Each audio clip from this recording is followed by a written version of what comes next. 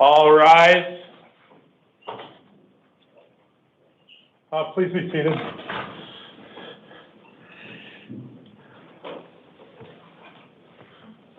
Yeah.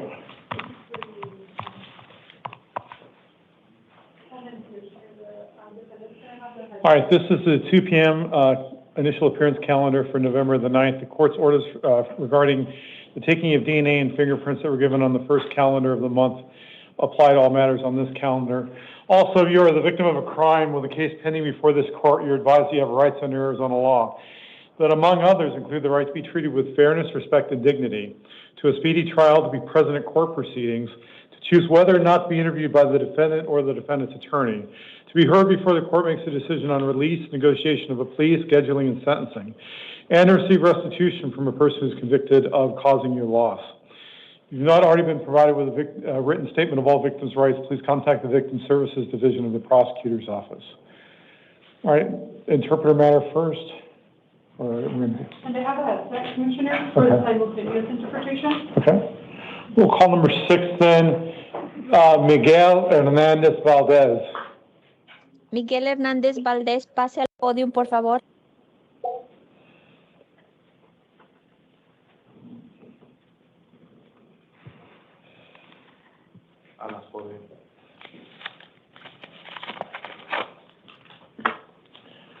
Sir, please state your name. Miguel Hernández Valdés. Miguel Hernández Valdés, Maria Corp, Court Interpreter's Office. Thank you. And your date of birth? 9/29/68.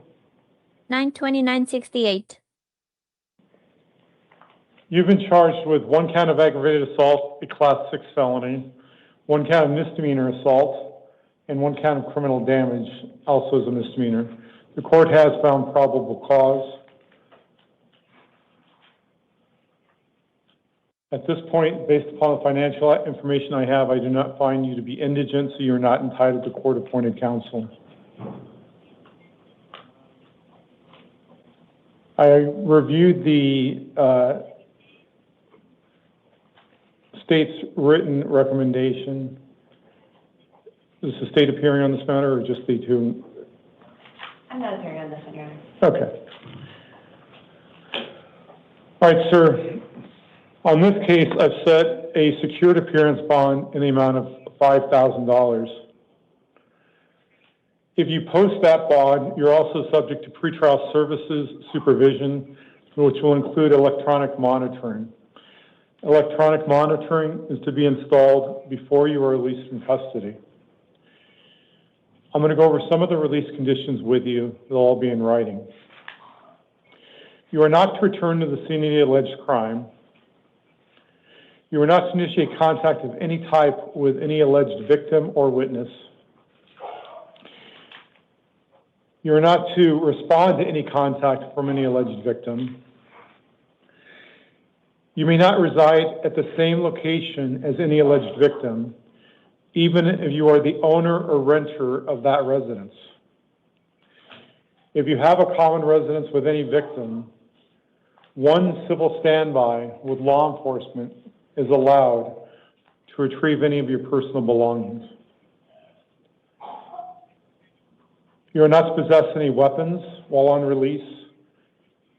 You are not to possess any drugs without a valid prescription or drive without a valid driver's license. You're to continue to provide court proof of your local address, and you must submit to DNA and fingerprinting. Do you have any questions, sir? Señor. Sí, puedo decirle que no tengo para abogado y no tengo Yes, para I fianza. don't have money for an attorney, and I don't have money for a bond either. Well, the bond is going to remain the same. At this point, I've looked at your financial information that you provided to pretrial services,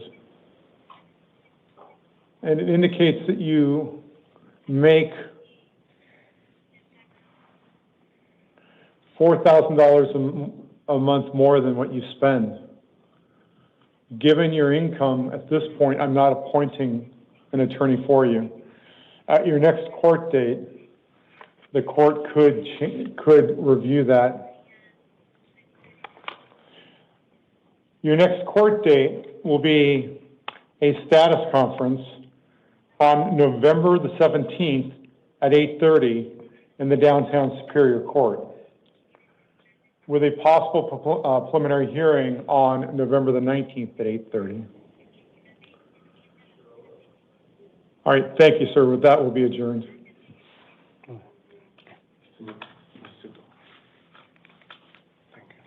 Your Honor, would you like me to make an announcement just in case? I would, please. Thank you very much. Yes, of course. ¿Hay alguien más que necesite intérprete en español? Si es así, levanten la mano. Any hands? No hands. Okay. Thank you for interpreting for us. Yes, thank you, Your All Honor. right. Good Counsel? afternoon, Your Honor. How are you? Good, thank you. Here for a Gupta Ray? All right, let's see. All right, number 11 on the calendar is Arpan Guptare. Thank you,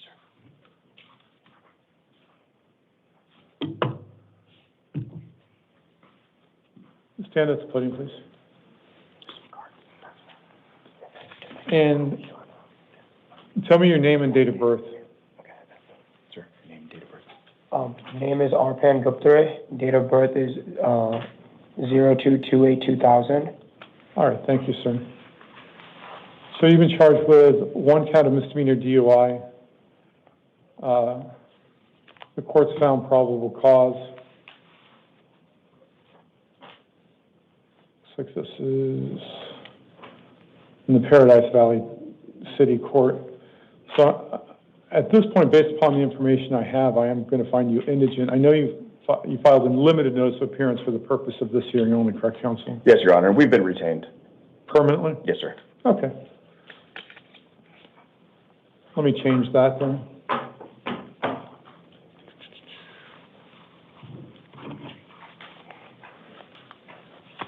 All right, so I would find the defendant not to be indigent.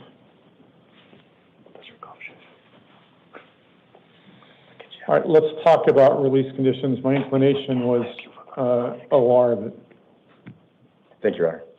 Does the state want to be heard? That's fine, Your Honor. You want to argue with me on No, it? no, Your Honor. We appreciate your time today. Thank you so much. I've had attorneys argue. No, Your Honor. Okay. You're going to be released on your own cognizance, sir. It means you're going to get out without having to post any bond or do anything else other than your word that you're going to make your next court date. All right, so you just need to make sure you make your court dates. You're not to initiate contact with any arresting officers. You're not to possess any drugs without a valid prescription or drive without a valid driver's license. You're to continue to reside at an address you provide the court. Your next court date will be an arraignment hearing on November the 25th at 8 a.m. in the Paradise Valley Town Court. Anything else from you, counsel? No, Your Honor. Thank you for your Anything time else from the today. state? All right, thank you, counsel. Thank you. The state's appearing just on number 11 and 20. Oh, it's for you? What? Give me a call when you get out. Just on number Okay, Okay, so, Is 27 ready to go? Pretty much, I told you to call down here, and Dad's here, then wait to be processed. Then give you a call back. I'm going to wait a minute, let's give them a little bit more time. I'm going to go on with other matters on the calendar. As soon as he's ready, I'll get you out of here, counsel. All righty, let's move on then. Let's see. Raul Torres, step up to the podium, and can we have Christian Bell sit at the chair by the door?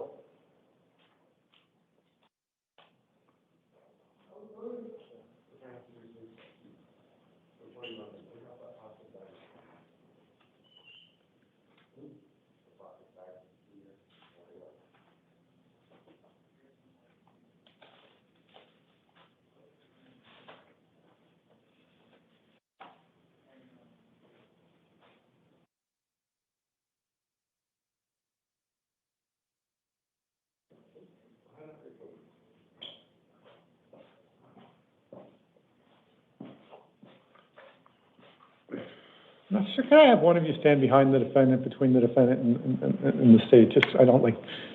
Yeah. Thank you. Sir, your name, please, Raúl Torres, and your date of birth.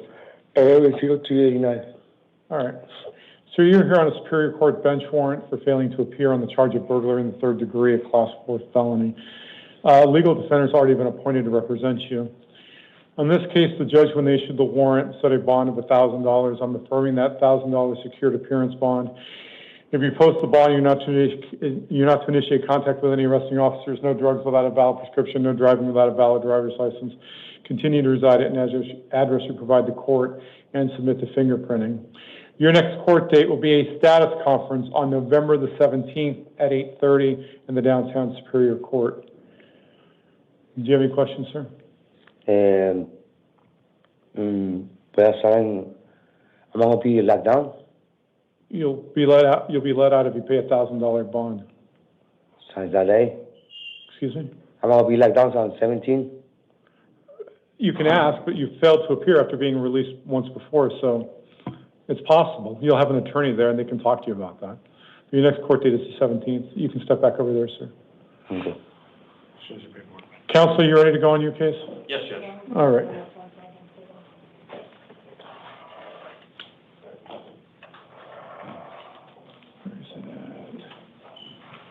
All right, and number 27 is Andy Perez Villegas. Yes. Sir, state your name, please, Andy Perez and your date of birth. is January 13, 1999. All right, do counsel want to make their appearances for the record? Sorry, I did not. Hold on. I'm not talking to the attorneys. Yes, Judge. David Campbell with DM Cantor, our office, represents Andy Perez. Don Sauer on behalf of the state, Your Honor. Thank you, counsel. All right. Sir, you've been charged with 1 count of resisting arrest, 1 count of aggravated assault. Those are both felonies. 1 count of interfering with a criminal scene investigation, a misdemeanor. 1 count of disobeying or resisting an order of the court, and 1 misdemeanor count of DUI. The court's found probable cause. I did find the defendant to be indigent. Are you just filing a notice for today, or are you filing a notice in perpetuity? No, Judge. For the purposes of the limited appearances, for the purposes of this hearing. All right. Going forward in the future, then I'll appoint the public defender for all further proceedings.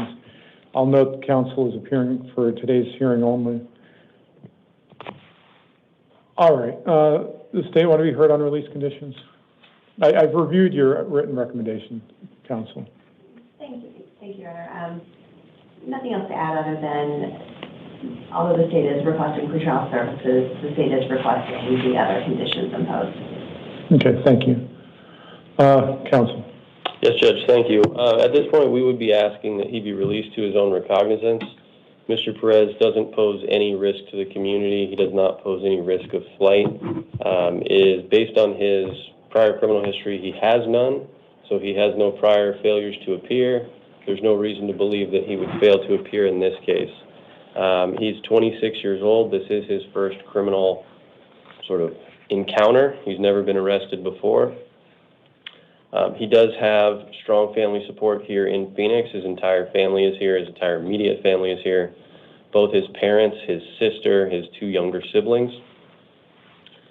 His family has been very involved since early in the day today, getting our office involved to make sure that he had representation. He does live independently, and he does have a dog who is at home. Because he is in custody, nobody else has any keys to his apartment, so there unfortunately is a dog in an apartment that is being unattended, has been unattended since 5 p.m. last night. He does work full-time. He's a chef at the Phoenician. He works right now because of the season. He's working, pushing 60 hours a week, and in addition to that, he supplements his income with driving for Uber, and he attempts to drive at minimum 6 hours a day once he leaves his shift at the Phoenician. So he is actively employed. He works side work. He supports himself. He contributes to his family. He does have that strong family support here in the community. And very recently, he is 26 years old, but he unfortunately did not graduate high school on time with his peers in sort of the standard time frame of things. But he did just very recently this year complete an accredited high school diploma program, and so he did receive a high school diploma in 2025. Beyond that, Judge, again, just to reiterate, he's not a flight risk, and he does promise to appear at his next court date.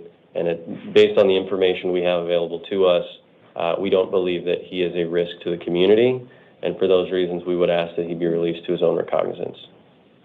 Thank you, Counsel. I've considered all of the factors, including the Form 4.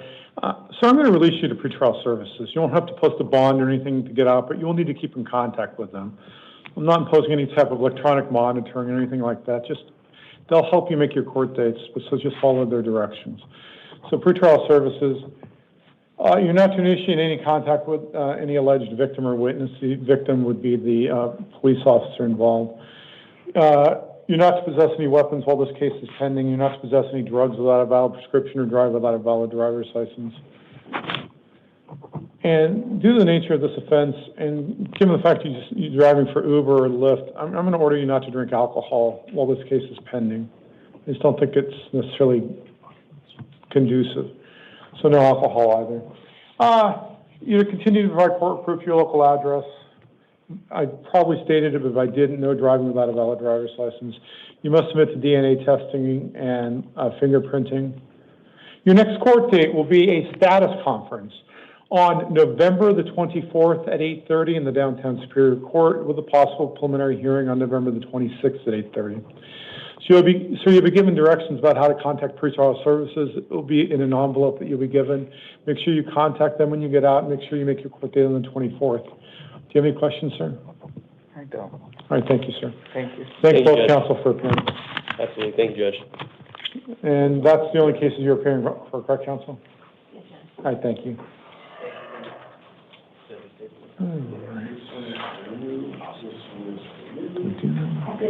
You too.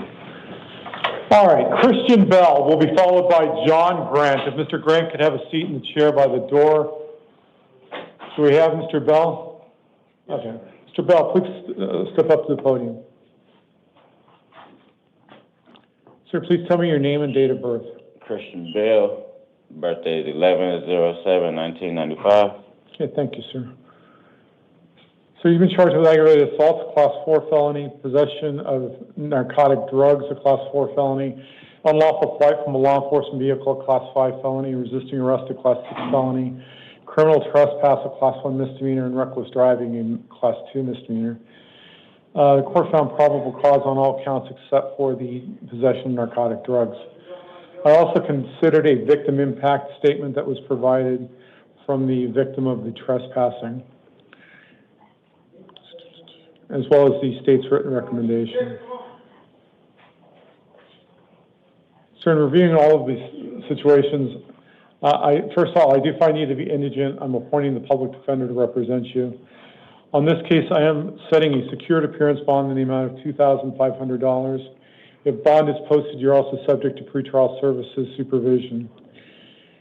Some of the release conditions include not returning to any alleged crime, no contact with any alleged victim or witness, no initiating contact with any arresting officers, no possessing drugs without a valid prescription or driving without a valid driver's license. You have to continue to provide court proof your local address, and you must submit to fingerprinting, you must submit to DNA testing at the arresting police agency. Your next court date will be a status conference on November the 17th at 8:30 with a possible preliminary hearing on November the 19th at 8:30 in the downtown Superior Court. Do you have any questions, sir? No. All right, thank you. So you can step back over there. Mr. Grant will be followed by Juan Baeza. Mr. Grant, right behind the screen, photo for me, sir.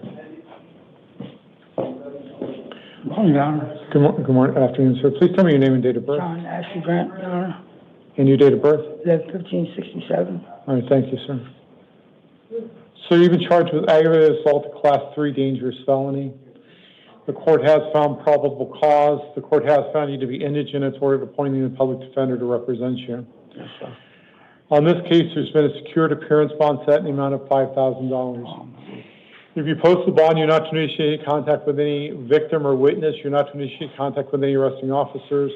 You're not to possess any drugs without a valid prescription or drive without a valid driver's license. You're to continue to provide court proof of your local address, and you must submit to fingerprinting and DNA testing. If I didn't state it on the record, I didn't find probable cause.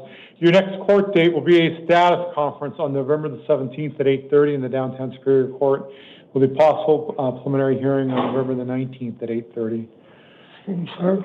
Yeah, If go it's ahead. possible, I can give you some pre-trial, sir. I got a good job, and I'm not in trouble anywhere. I lost my wife and everything.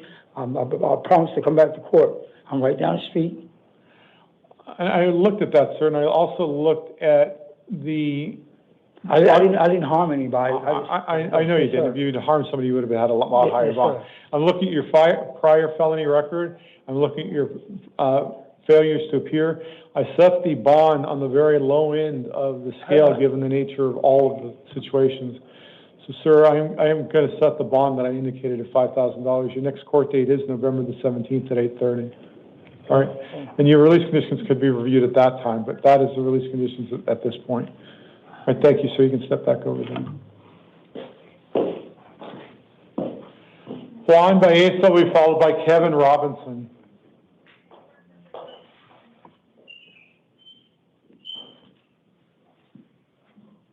Sir, your name, please.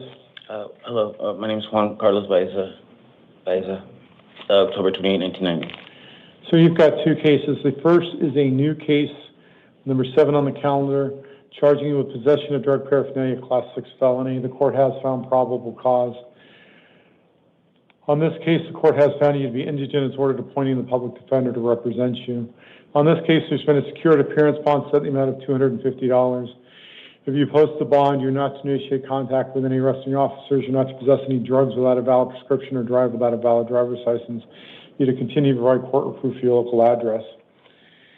Your next court date on this case is a status conference on November the 17th at 8:30 in the downtown Superior Court, with a possible preliminary hearing on November the 19th at 8:30. Number 8 on the calendar is the Superior Court bench warrant on the charges of possessing dangerous drugs, a class 4 felony, drug paraphernalia, class 6 felony. The public defender has previously been appointed. I'm affirming that appointment. On that case, there's a secured appearance bond set in the amount of $1,000. Other than that, the release conditions are exactly the same as is your court date of November the 17th and November the 19th. But the next court date you need to worry about is November the 17th. Do you have any questions, sir? Yes, sir. All right, thank you, sir. You can step back over there. Kevin Robinson will be followed by Melissa Tonkington. Good afternoon, Your Honor. Good afternoon, sir. Please tell me your name and date of birth. Kevin John Robinson, January 21st, 1990. Thank you, sir. So you're here on two cases. First, number 9 on the calendar is a justice court warrant on the charge of extreme DUI. It's a class 1 misdemeanor. The court is appointing the public defender to represent you at this point pursuant to Rule 6.1B1C. On this case, the Justice Court was asking for a bond of $500. I think that's a little high. I've set bond in the amount of $200. It's a secured appearance bond. If you post the bond, you're not to initiate contact with any arresting officers. You're not to possess any drugs without a valid prescription or drive without a valid driver's license. You're to continue to provide court proof to your local address. Your next court date on this case will be an arraignment hearing on November the 13th at 1 p.m. in the North Mesa Justice Court. Number 10 on the calendar is a municipal court warrant on the charges of, looks like 3 counts of dog at large. Which I have no idea about. I was mentioning that about pretrial services. I don't know much about that one either, other than I'm setting a bond lower than the amount that they requested, but I'm setting a bond in the amount of $100. Counsel we appointed at the next court date on that. I'm appointing counsel, well, I'm telling them to appoint counsel pursuant to Rule 6.1. On that case, the release conditions are the same. Your next court date on that is an arraignment hearing on November the 13th at 9 a.m. in the Peoria Municipal Court. Okay. Do you have any questions about these two cases, sir? No, just the bond amount. Like, I'm struggling. I wasn't doing anything. I was working last night. The cop just ran my plate at Quick Trip. I don't have $200. I'm a single father. I have to get my kids back and forth to school. Their birthday parties are both on the 11th. They're born the 4th and the 5th. I don't have the money to bond out. I haven't been in trouble in a long time. I turned my life around. I give you my word. That's all man really has. I promise to appear if I can release my own recognizance, please. Yeah, sir, given... They towed my car. The Justice Court case is requesting a bond of $500. That's I understand. I thank you for lowering it, yes. I set the bonds combined about half of what that one bond was requested, so I really can't set the bond lower than that. I appreciate your situation, though, sir. The officer will hand you this paperwork, sir. Good luck. Thank you. Melissa Pilkington will be followed by Francisco Gutierrez Delgado.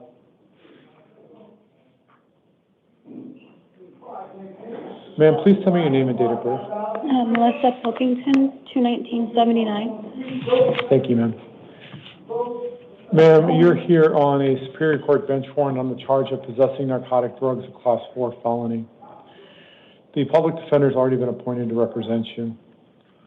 On this case, there's been a secured appearance bond setting of $1,000. If you post the bond, you're not to initiate contact with any arresting officers. You're not to possess any drugs without a valid prescription or drive without a valid driver's license. You're to continue to provide court with proof of your local address.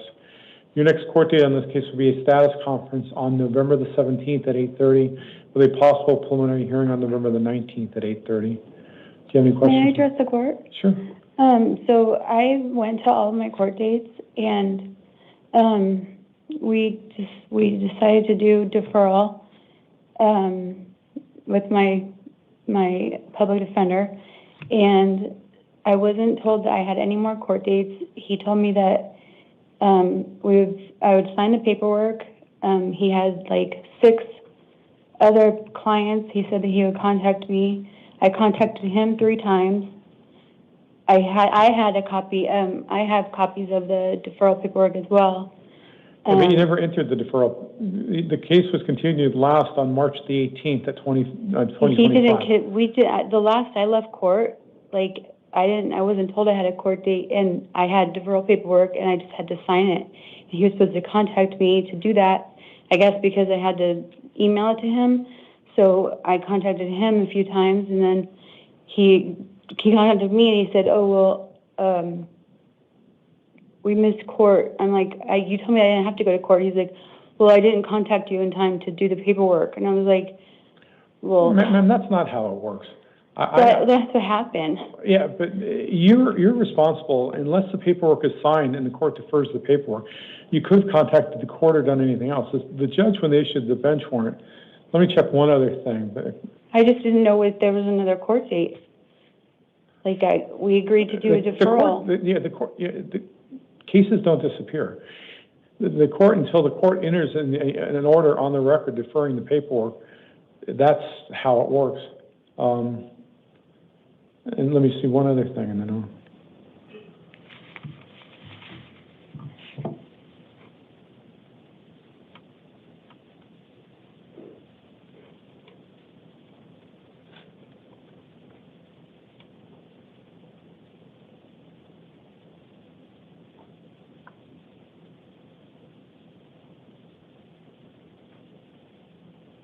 Okay.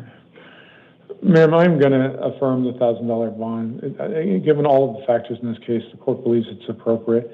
At your next court date on the 17th, you can move, and if nothing has changed, you might be able to do the deferral at that point. But at this point, given the bond that was set by the Superior Court judge, I'm affirming that. So you can step back over there, ma'am. We're done. Francisco Gutierrez Delgado will be followed by Jarrett Robinson.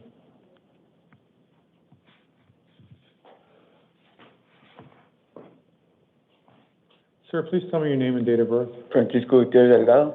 Date of birth 06/7/2001. All right, thank you, sir. So you're here on a Superior Court bench warrant on the charges of prohibited possessor, Class 4 felony, drug paraphernalia, Class 6 felony. The public defender has already been appointed to represent you. Just want to check one thing.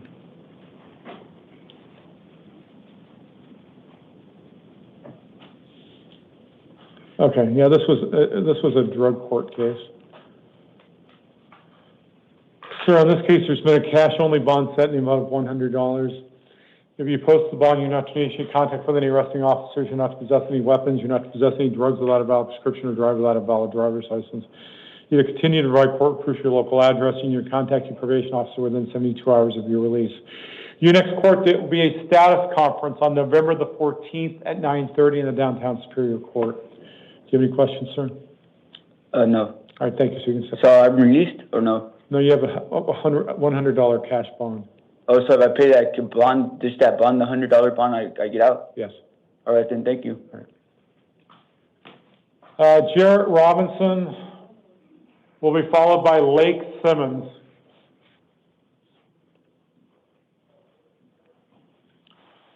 Sir, please tell me your name and date of birth. Jarrett Robinson, 5/11/1996.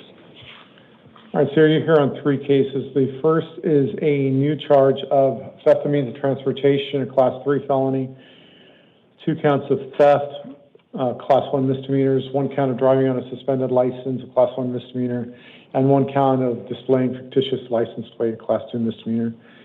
The court has found probable cause as to those counts. The court has found you to be indigent. It's ordered appointing the public defender to represent you. On this case, I've considered all of the factors, including the 2 probation cases. On this case, there's been a secured appearance bond set in the amount of $2,500. If you post the bond, you're not to initiate contact with any alleged victim or witness. You're not to initiate contact with any arresting officers. You're not to possess any weapons. You're not to possess any drugs without a valid prescription or drive without a valid driver's license. You're to continue to provide court proof your local address. And you're to contact your probation officer within 72 hours of your release. Your next court date on this case will be a status conference on November the 17th at 8:30 with a possible preliminary hearing on November the 19th. Your other 2 cases are both probation violation cases. Number 15 is probation violation for a Class 6 felony. On that case, there's a secured appearance bond set in the amount of $100. Other than that, the release conditions are the same. Your court date is a probation revocation arraignment hearing on November the 17th. Number 16 is another probation violation. On that case, there's a secured appearance bond also of $100. The release conditions are the same as is your court date of November the 17th at 8:30. Do you have any questions, sir? Yes, Your Honor. I have court already for probation on the 10th tomorrow, I believe. Will I be taken to that? Let me see if I can pull it up in ISIS.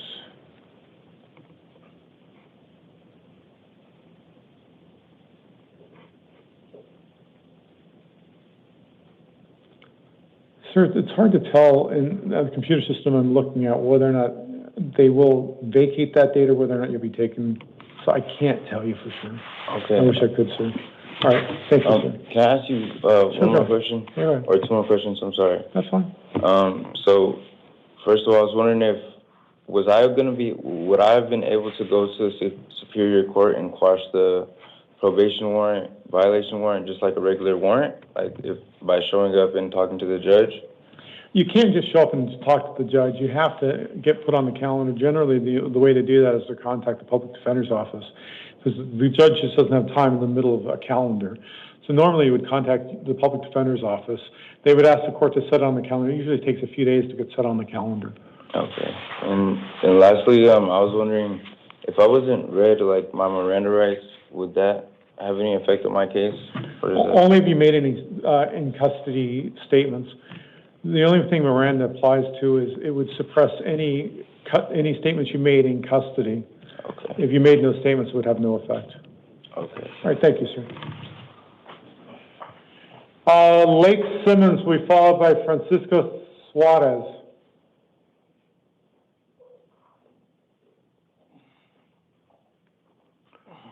Good afternoon, Your Honor. How are we doing? My name is Lake Michael Simons. Okay, date of birth, sir? June 20th, 1985, sir. All right, so you're here on 2 cases. Number 20 on the calendar is the Superior Court probation violation warrant for a Class 4 felony. The public defender's office is appointed to represent you. The judge, when they issued the warrant, set a bond of $750. That's a secured appearance bond. If you post the bond, you're not to initiate contact with any arresting officers. You're not to possess any weapons. You're not to possess any drugs without a valid prescription or drive without a valid driver's license. You're to continue to provide court-approved your local address, and you're to contact the probation department within 72 hours. Number 21 on the calendar is another Superior Court probation violation warrant for a Class 4 felony. On that case, the judge set a bond of $250. The release conditions are the same. Your court date is the same on both cases. It's a probation revocation arraignment hearing on November the 17th at 8:30 in the downtown Superior Court. Do you have any questions, sir? Yeah, Your Honor, so I'm only in here on 2 violations? That's all I know about. You could have city cases or something else. The only thing. Yeah, I understand. I'm sorry to waste your time, but when I came in here, I asked one of the officers. He said I had 3 probation three probation violations. You're only seeing 2? That's all I have. Because that's all I'm accounted for. I can only think of 2. You know what I mean? That's all I have, sir. All right. All right. Thank you, sir. Thank you very much. You're welcome, sir. Mr. Suarez, number 22 on the calendar. Hello, Your Honor. Good afternoon, sir. Please tell me your name and date of birth. Francisco Suarez, 0107-1992. All right, sir, you're here on 2 cases. First, number 22 on the calendar is a Superior Court arrest warrant on the charge of 2 counts of aggravated DUI Class 4 felonies. The court is appointing the public defender to represent you. On this case, there's been a secured appearance bond set in the amount of $500. You post the bond, you're not to initiate contact with any arresting officers, you're not to possess any drugs without a valid prescription or drive without a valid driver's license. You continue to provide court-proof your local address, and you submit to fingerprinting. Your next court date on this case is a status conference on November the 17th at 8:30, with a possible preliminary hearing on November the 19th at 8:30. Number 23 is another Superior Court warrant on the charges of other 2 counts of aggravated DUI Class 4 felonies committed on a separate date. Bond on that case is also set as a secured appearance bond of $500. The release conditions are exactly the same as is your court date of November the 17th for a status conference and a possible preliminary hearing on November the 19th. Do you have any questions, sir? No, just the only reason why I didn't show up to court was because I'm a single dad, full-time stay-at-home dad, and around that time when I was going through a lot in life, around that time when it was time to appear, I didn't appear out of fear because my son's mom tried to take her own life, and she was in custody with like a psychiatric for a whole year. And out of just like not wanting to turn myself in or anything like that, I didn't do it out of just wanting to go keep running because I didn't, and it's so stressful to do that. But that's why I never went into court, because I didn't want to leave my son alone.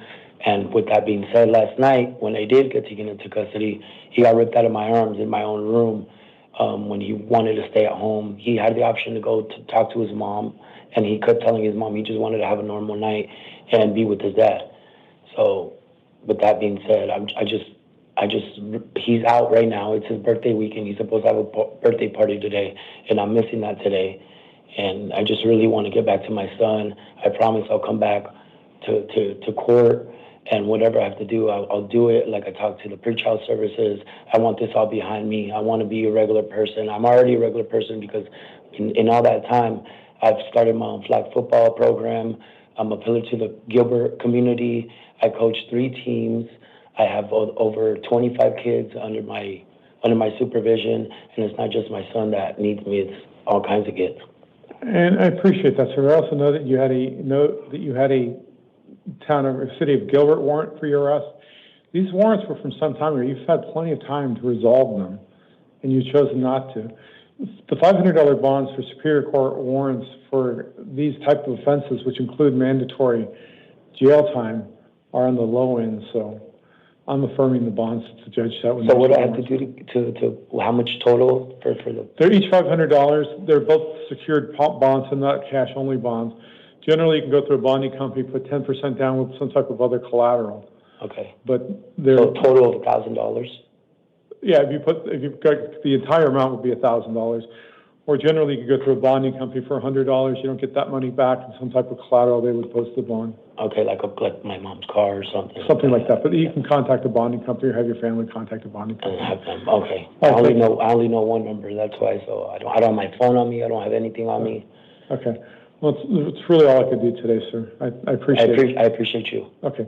Good luck, sir. Thank you. All right, Travis Ray. He'll be followed by Christy Green. Sir, please tell me your name. Travis Ray. And your date of birth, sir. 7889.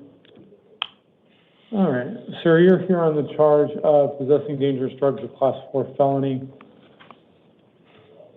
The court's found probable cause.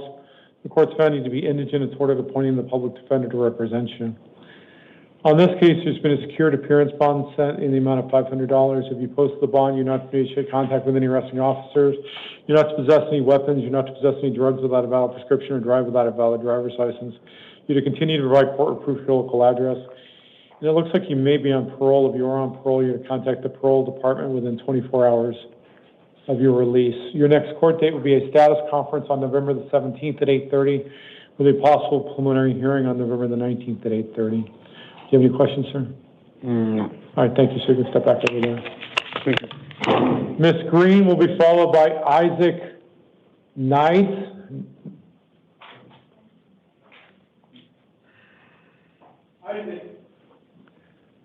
Ms. Green, please step up to the podium and tell me your name and date of birth.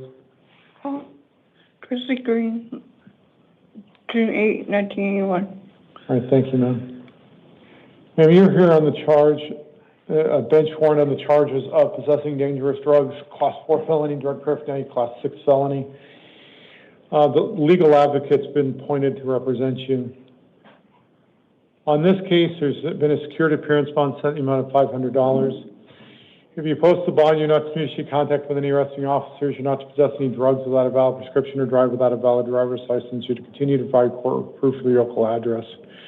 Your next court date will be a status conference on November the 17th at 8:30 with a possible preliminary hearing on November the 19th at 8:30 in the downtown Superior Court. Do you have any questions, ma'am? All right, thank you, ma'am. Just step back over there. Mr. Knight will be followed by Manuel Sanchez.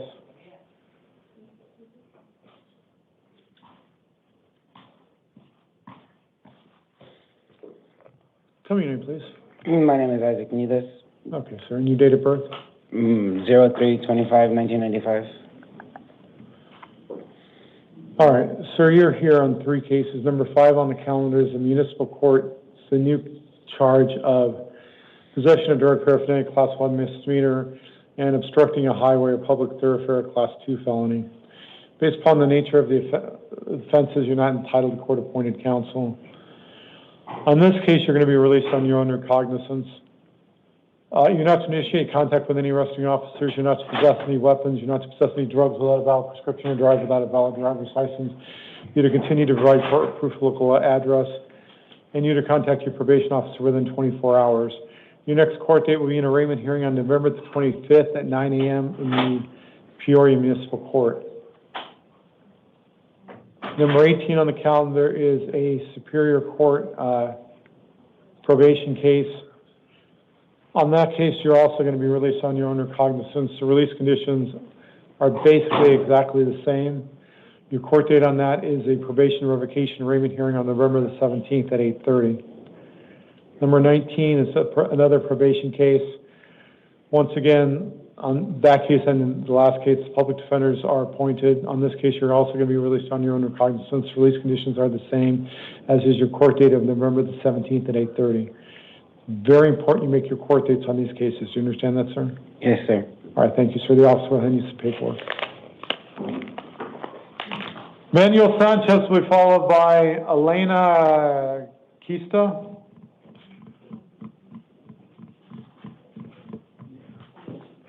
Sir, tell me your name, please. Manuel Antonio Sanchez, 12/16/87.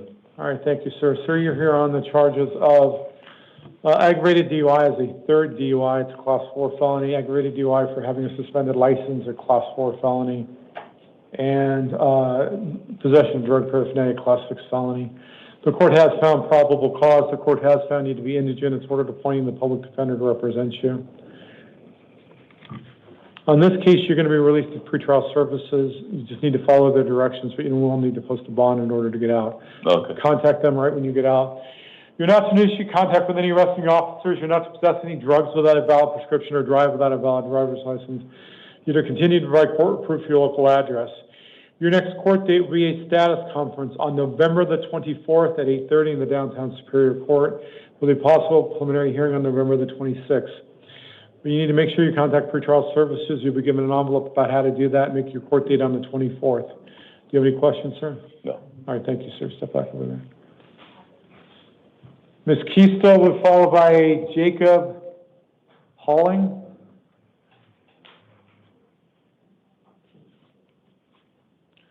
Ma'am, please step up to the podium and tell me your name and date of birth. Elena Keisto, 8/1802. Hi, ma'am, you've been charged with one count of aggravated assault on a first responder. It's a felony. One count of disorderly conduct is a misdemeanor. One count of resisting arrest with passive resistance, a misdemeanor. And one count of criminal trespass is a misdemeanor. The court has found you to be indigent. It's ordered appointing the public defender to represent you. I'm going to release you on your own recognizance. You just need to make sure you make your court dates. You're not to initiate contact with any arresting officers. You're not to return to the scene of the alleged crime. You're not to possess any drugs without a valid prescription or drive without a valid driver's license. You're to continue to provide court proof for your local address. And you must submit to DNA and fingerprinting at the local police department. Your next court date will be a status conference on November the 24th at 8:30 with a possible preliminary hearing on November the 26th. But the date you need to worry about is the 24th. Make sure you keep your paperwork and you make sure you make the court date on November the 24th. Do you have any questions? No, sir. All right, good luck, ma'am. Thank you. Jacob will be followed by Martin Miranda.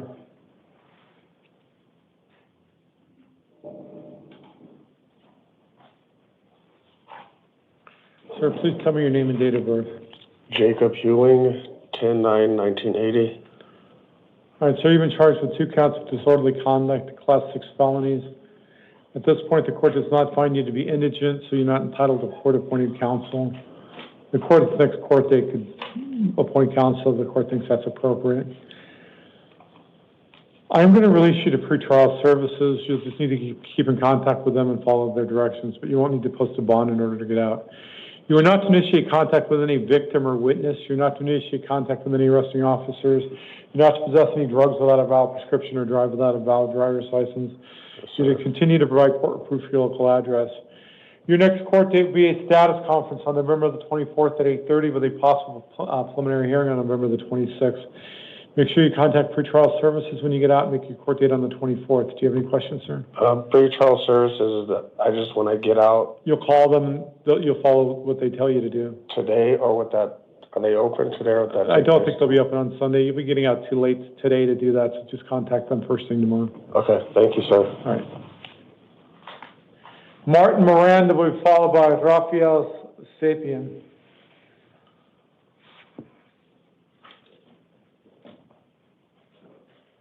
Sir, your name, please.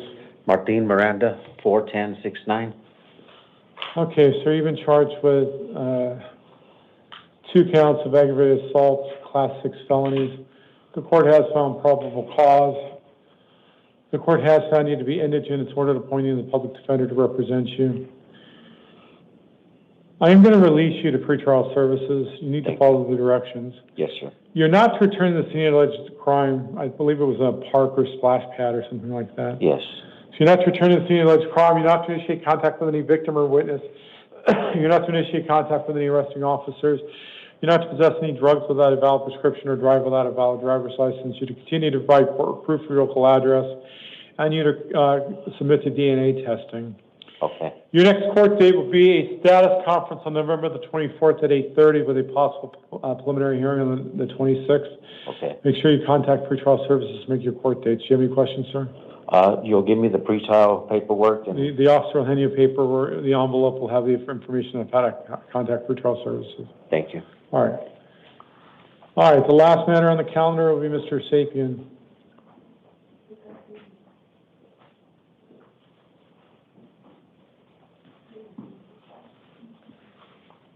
Sir, tell me your name, please. Rafael Sapien, Date of birth, sir. 4/12/03. All right, sir, you're here on a Superior Court arrest warrant on the charges of aggravated DUI, Class 4 felonies, endangerment, Class 6 felonies. This is an arrest warrant, so there's no need to find probable cause. Sir, I'm going to release you as well to pretrial services. You need to make sure you keep in contact with them and follow their directions. You're not to issue contact with any arresting officers. You're not to possess any drugs without a valid prescription or drive without a valid driver's license. You continue to provide court proof of your local address, and you must submit to fingerprinting.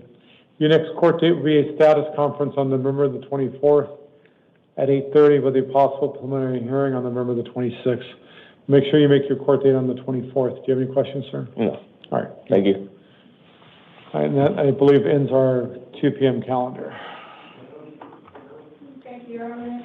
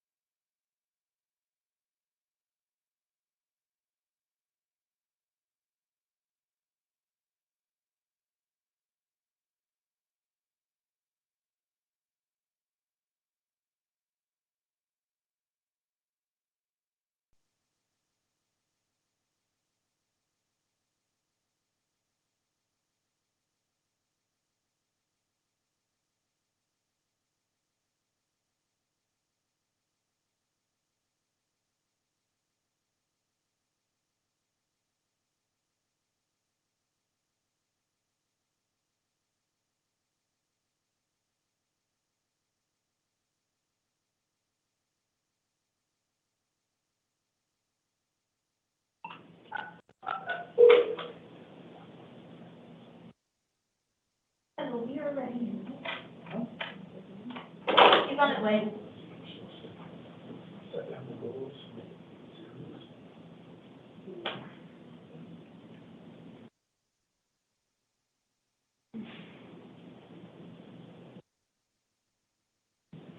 Also, when I say you're all right, I'm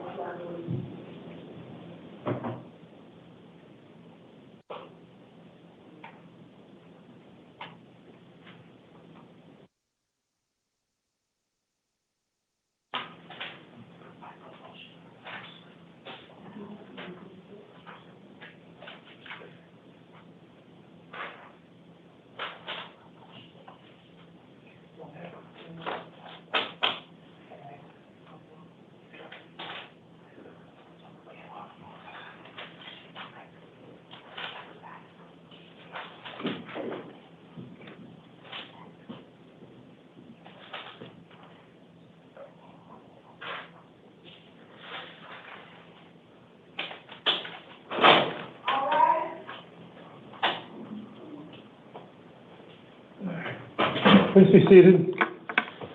This is the 5 p.m. calendar for November the 9th. The court's orders regarding the taking of DNA and fingerprints that were given on the first day of the month remain in effect for all matters on this calendar. If you are a victim of a crime with a case pending before this court, you're advised you have rights under Arizona law that, among others, include the right to be treated with fairness, respect, and dignity, to a speedy trial, to be present at court proceedings, and to choose whether or not to be interviewed by the defendant or the defendant's attorney, to be heard before the court makes a determination on release, negotiation of plea, scheduling, and sentencing, and to receive restitution from a person who is convicted of causing your loss. If you've not already been provided with a written statement of all victims' rights, please contact the Victim Services Division of the Prosecutor's Office. All right, we're going to proceed in the following manner. We're going to call two people. The first person will come and stand at the podium. The second person will stand or sit in the chair by the door. The first person we're going to see this afternoon is Orly Lowe. She'll be followed by Crystal Torres.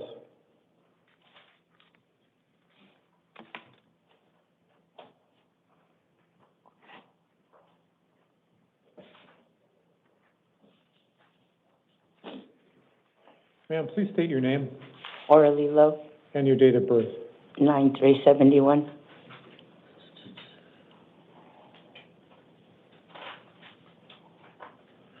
All right. You're here on a warrant from the Justice Court, Arrowhead Justice Court. The court at this point finds you to be indigent. It's ordered appointing the public defender to represent you pursuant to Rule 6.1b. On this case, there's been a secured appearance bond set in the amount of $200. If you post the bond, you're not to initiate contact with any arresting officers. You're not to possess any drugs without a valid prescription or drive without a valid driver's license. You're to continue to reside at an address you provide the court. Your next court date on this case will be an arraignment hearing on November the 13th at 8:30 in the Arrowhead Justice Court. Do you have any questions, ma'am? No, well, it's a trespassing, for trespassing, which I live in the community there, and my cousin's husband actually has lived there for 20 years because I live with them. And Yeah, this is, I don't even know the facts of the case, but this is a warrant that the Justice Court issued. Right. Well, because I was in California, and I had a court date come up, and I had the court over the phone with the public defender, I guess that's who it was, but she set it for me to go take a class, and then it would have been done with.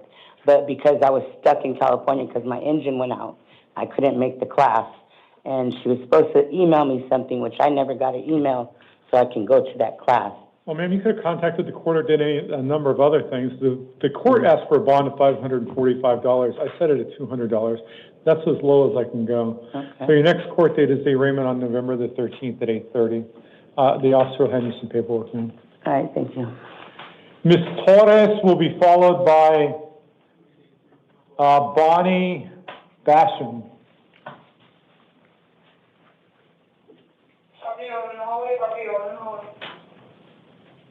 Please state your name and date of birth. It's Crystal Torres, 8982. All right, ma'am, you're here on two cases. The first is a Justice Court warrant out of the East Mesa Justice Court. On this case, I have appointed the public defender pursuant to Rule 6.1b. On this case, there's been a secured appearance bond set in the amount of $100. If you post the bond, you're not to initiate contact with any arresting officers. You're not to possess any drugs without a valid prescription or drive without a valid driver's license. You're to continue to reside at an address you provide the court. Your next court date on this case will be an arraignment hearing on November the 13th at 8:30 in the East Mesa Justice Court. Number 8 on the calendar is a Superior Court bench warrant on the charge of organized retail theft, a Class 4 felony. On this case, there's a secured appearance bond of $100. If you post the bond, you're not to return to any alleged crime, have any initiate contact with any arresting officers, no drugs without a valid prescription or driving without a valid driver's license. You're to continue to reside at an address you provide the court, and you're to submit to fingerprinting. Your next court date on this case will be a status conference on November the 17th at 8:30 in the Downtown Superior Court with a possible preliminary hearing on November the 19th at 8:30. All of the court dates will be on the paperwork that you'll be given. Do you have any questions, ma'am? Can you tell me the difference between the first court date and the second one for the second charge? For the second charge, that's a felony. The court date is November the 7th. Oh, you mean the November the 7th? Yeah, how you have two on there? Okay, What? that's a good question. The status conference is where you meet with your attorney. Okay. You try to resolve the case. If you resolve the case, then the second date, the 19th, will just be vacated. It'll go away. Okay. So really, the date you need to worry about is the 17th, because that's when you meet with your attorney. It's very unlikely you'll go to the court date on the 19th. Okay. So just go on the 17th. But Now, will this attorney call me, or do I need to call him or her? You'll basically generally you'll meet with them at the court date on the 17th. If you want to speak to them beforehand, you can call the public defender's office, but they have very limited information before the court date. Okay. Okay. Right. Thank you, ma'am. Thank you. Ms. Basham will be followed by Kelly Pike.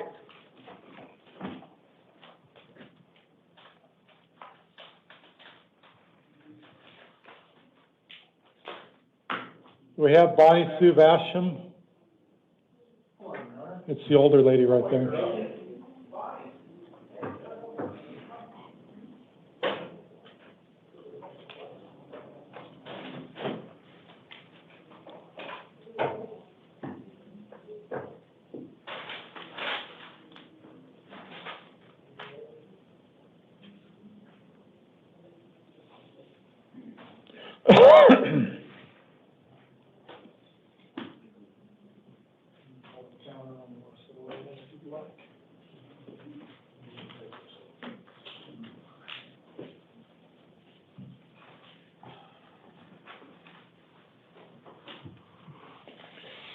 Ma'am, please tell me your name Bonnie Sue Basham, and your date of birth. July 2nd, 1959. Ma'am, you're here on two cases. The first is a new charge charging you with possession of dangerous drugs, a Class 4 felony, and possession of drug paraphernalia, Class 6 felony. The court has found probable cause as to those counts. The court has found you to be indigent. It's ordered appointing the public defender to represent you. On this case, there's been a secured appearance bond set in the amount of $500. If you post the bond, you're not to initiate contact with any arresting officers, you're not to possess any weapons, you're not to possess any drugs without a valid prescription or drive without a valid driver's license. You're to continue to provide court proof of your local address, and you must submit to fingerprinting. Lastly, since you're on probation, you need to contact your probation officer within 72 hours.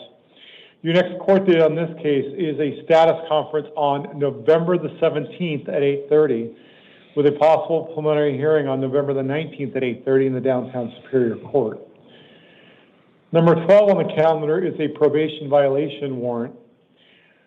You're on probation for Class 4 felony. Once again, the public defender is appointed to represent you. On this case, there's been a secured appearance bond set in the amount of $250.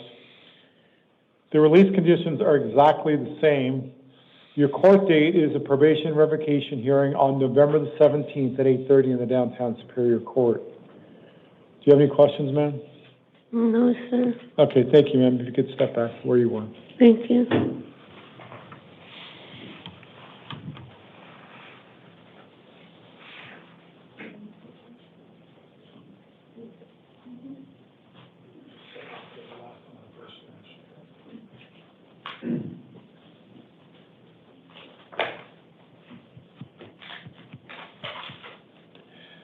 All right, Ms. Pike will be followed by Viviana Petto. Your name, please, Kelly Pike, and your date of birth. 12/16/1983. All right. You're here on three cases. The first is number 13 on the calendar. It's a Justice Court warrant from the West Mesa Justice Court on the charges of DUI, Class 1 misdemeanor. At this point, the public defender is appointed to represent you. On this case, there's been a secured appearance bond set in the amount of $250. If you post the bond, you're not to initiate contact with any arresting officers, you're not to possess any weapons, you're not to possess any drugs without a valid prescription or drive without a valid driver's license. You're to continue to provide court proof for your local address. You're also to contact your probation officer within 72 hours of any release. Your next court date on this case is an arraignment hearing on November the 13th at 8:30 in the West Mesa Justice Court. Okay.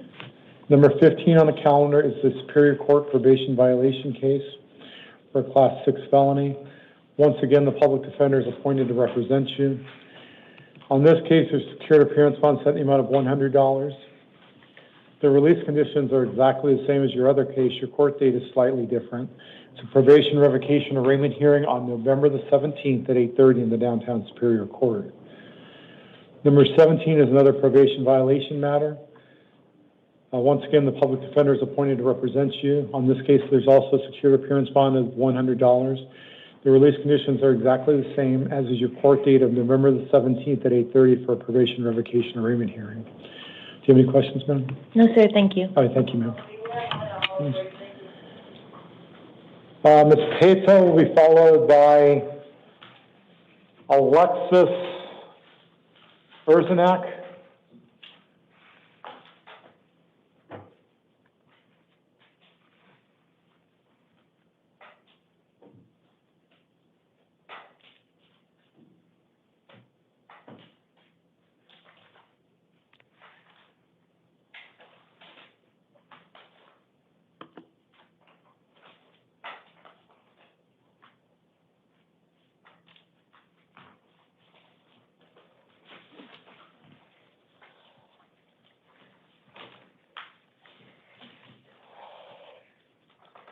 Good afternoon, ma'am. Please tell me your name and date of birth.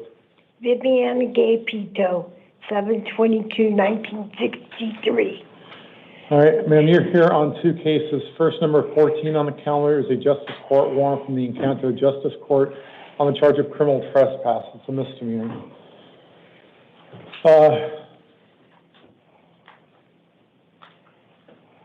At this point, the court doesn't have enough information about counsel, so I'm not appointing counsel at this point. There's been a secured appearance bond set in the amount of $100. You post the bond, you're not to initiate contact with any arresting officers, you're not to possess any drugs without a valid prescription or drive without a valid driver's license.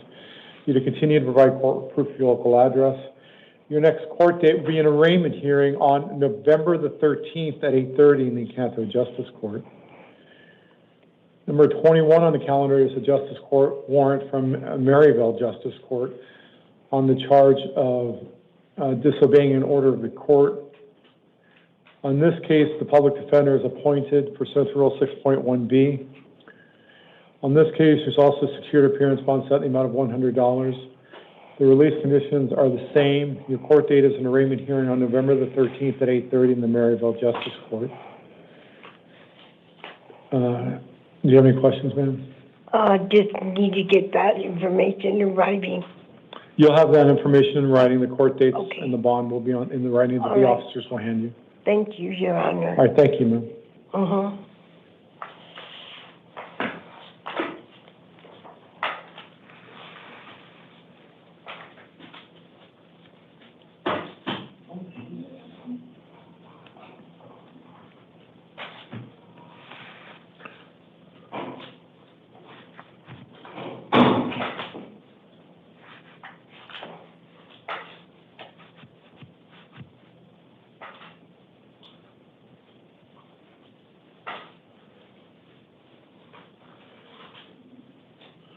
All right, Alexis Erzenak will be followed by Christian Rivera.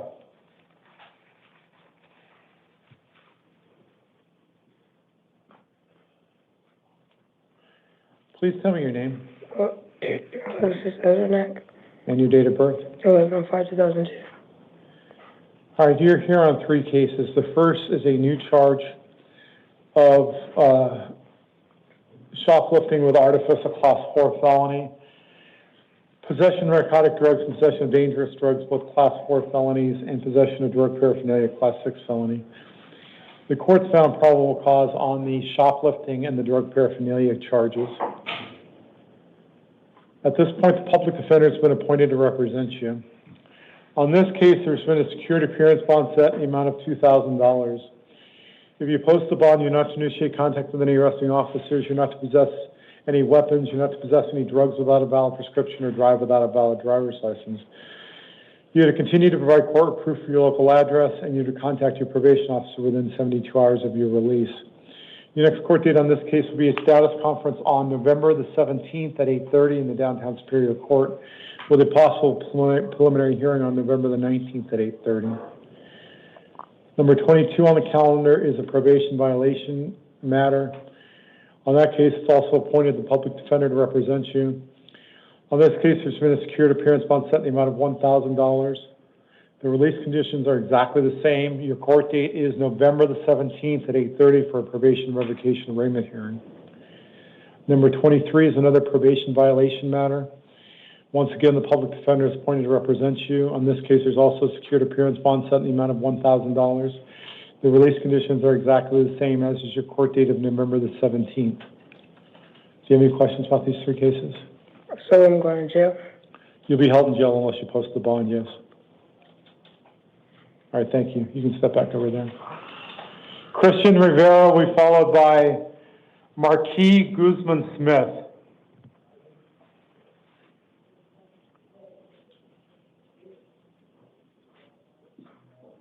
Sir, tell me your name, please. Christian Rivera. And your date of birth. 6/28/2007. All right, the police arrested you on the charge of misconduct involving weapons by being a prohibited possessor with a weapon.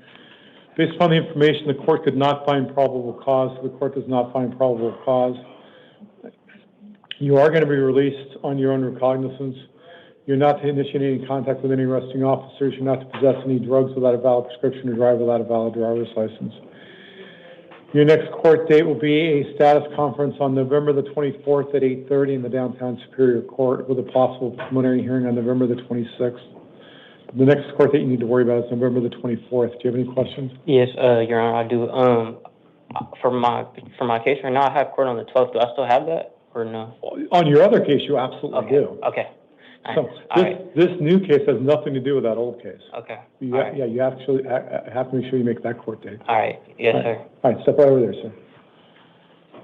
All right, Guzman-Smith will be followed by Enrique Sanchez Garcia.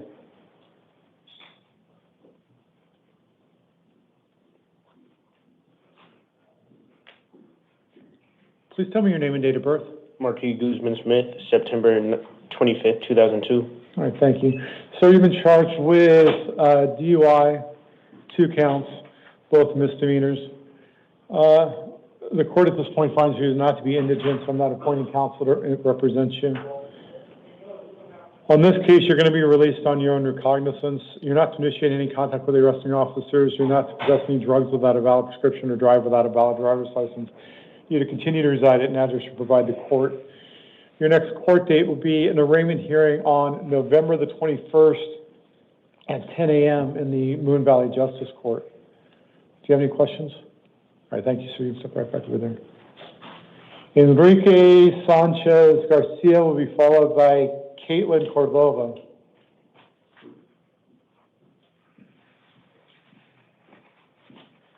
Your name, please. Enrique Sanchez Garcia, And your date of birth. January 8th, 1989. Are you charged with possessing narcotic drugs, a class 4 felony? The court has found probable cause. It's ordered appointing the public defender to represent you. Excuse me. Strike that about finding probable cause. The court did not find probable cause. That's why you're being released. So no probable cause hasn't been found. You are going to be released. Just because I didn't find probable cause doesn't mean this case is going away. It just means they didn't have the drug test available to me. They'll probably have that by your next court date. But you're not to initiate contact with any arresting officers, no drugs without a valid prescription, no driving without a valid driver's license. Continue to provide court with proof of your local address and submit to fingerprinting. Your next court date on this case will be a status conference on November the 24th at 8:30 in the downtown Superior Court with a possible preliminary hearing on November the 26th at 8:30. Your other case, number 6 on the calendar, is a justice court matter. On that case, you're going to be released on your own recognizance as well. The public defender has been appointed on that case. The release conditions are exactly the same. Your court date is slightly different. It's an arraignment hearing on November the 25th at 1:30 in the University Lakes Justice Court. Do you have any questions, sir? No. All right, thank you, sir. You step back over there. All right, Cordova will be followed by Daniel Pineda.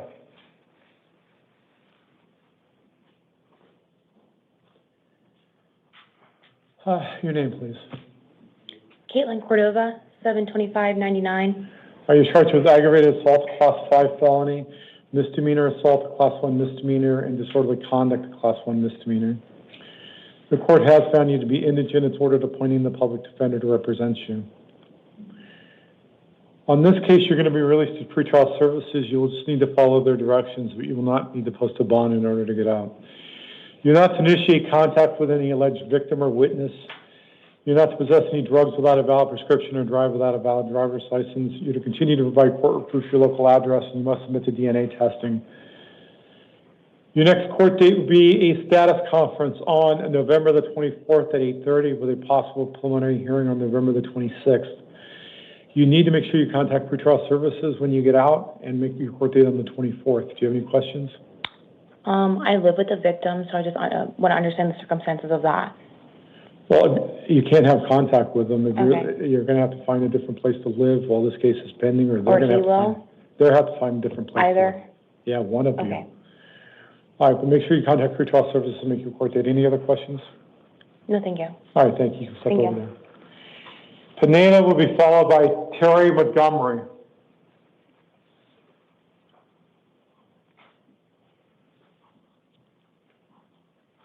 Your name, please, Daniel Pineda, and your date of birth. February 13, 2006. All right, you've been charged with one count of threatening and intimidating. It's a class 1 misdemeanor. Based upon the nature of the offense, I'm not appointing counsel. You're going to be released on your own recognizance. You're not to initiate any contact with the victim. I believe it was a barber shop. You're not to initiate any contact with any victim or witness. You're not to initiate any contact with any arresting officers. You're not to possess any drugs without a valid prescription or drive without a valid driver's license. You're to continue to provide court proof your local address. Your next court date will be an arraignment hearing on November the 26th at 1 p.m. in the Goodyear Municipal Court. Do you have any questions? No, sir. All right, you can step right over there. Terry Montgomery.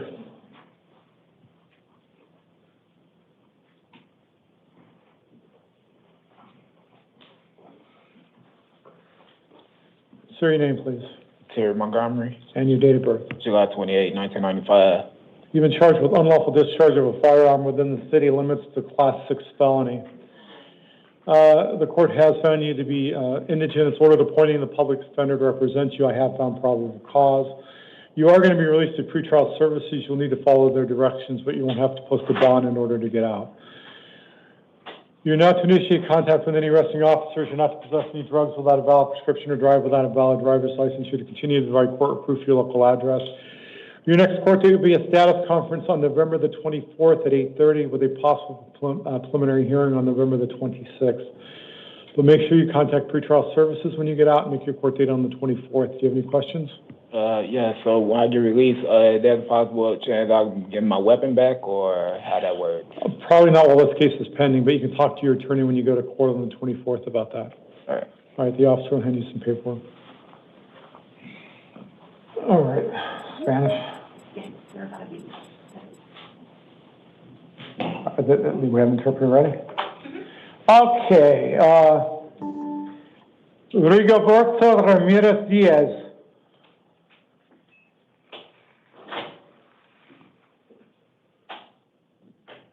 All right, if the interpreter could start interpreting. Okay. Now if you could start interpreting for me. Okay. Sir, please state your name. Yeah. Señor, por favor, declare su nombre. Rigoberto Ramírez Díaz. And your date of birth. Y su fecha de nacimiento. 21/05/1996. 21/05/1996. You've been charged with one count of child abuse, class 3 felony, and 2 counts of DUI. Both one class 4 felony, one class 6 felony. Así que usted ha sido acusado con un caso de abuso infantil, delito de clase 3 y 2 por el DUI. I have appointed the public defender to represent you. He apuntado a el defensor que lo va a representar. You are going to be released to pretrial services. Usted sería liberado para servicios previos al juicio.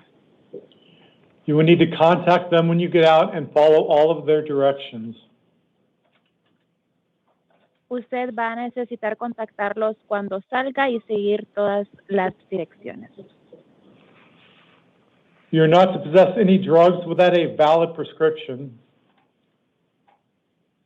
Usted no tiene que poseer ningún tipo de droga sin ninguna prescripción válida. You're not to drive without a valid driver's license. Usted no debe de manejar sin una licencia de conducir válida. You're to continue to provide court with proof of your local address. Usted va a seguir continuando brindándole a la corte prueba de su dirección local. Your next court date will be a status conference on November the 24th at 8:30. Su siguiente fecha de corte sería una conferencia el día 24 de noviembre a las 8:30. That will be in the downtown Superior Court. Ese estaría en la Corte Superior de la ciudad. You need to make sure you contact pretrial services when you get out. Usted tiene que asegurarse de contactar a los servicios previos al juicio cuando salga. Do you have any questions? ¿Tiene alguna pregunta? No, ninguna. No, none. Thank you for interpreting for us.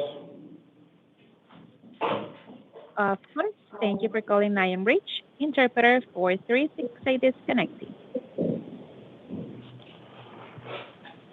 You can do the house call while I get in touch with Maricopa. Okay.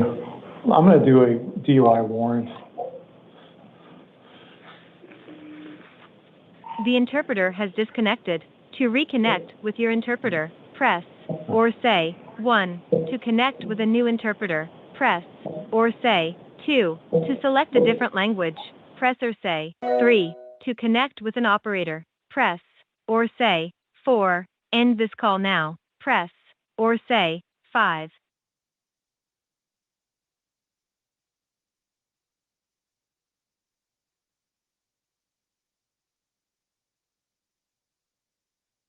Goodbye.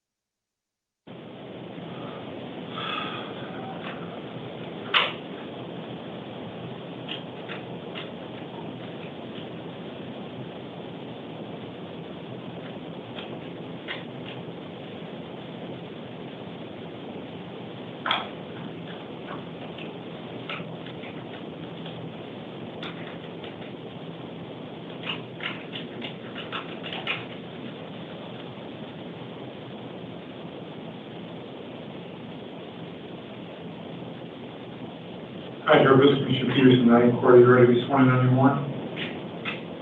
Do you swear from the information being warned affidavit is true and correct, that's your personal knowledge and information, please? I know, Brad, you start talking.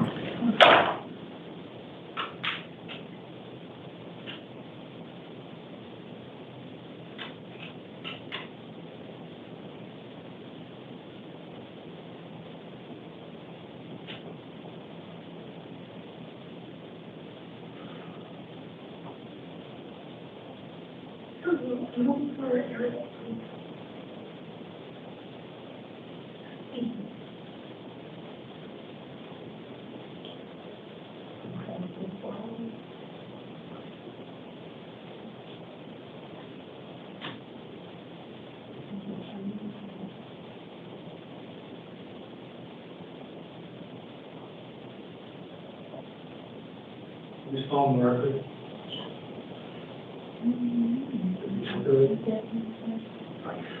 Well, we're waiting for the interpreter. On number 18, the House call, my inclination is the PSA release. If the court doesn't follow its recommendation, the court will come back on the record.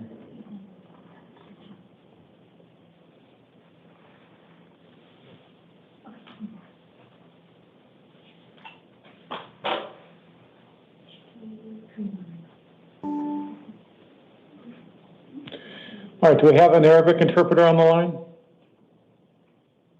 Hello, yes, sir. Okay. Mr. Asha Rani?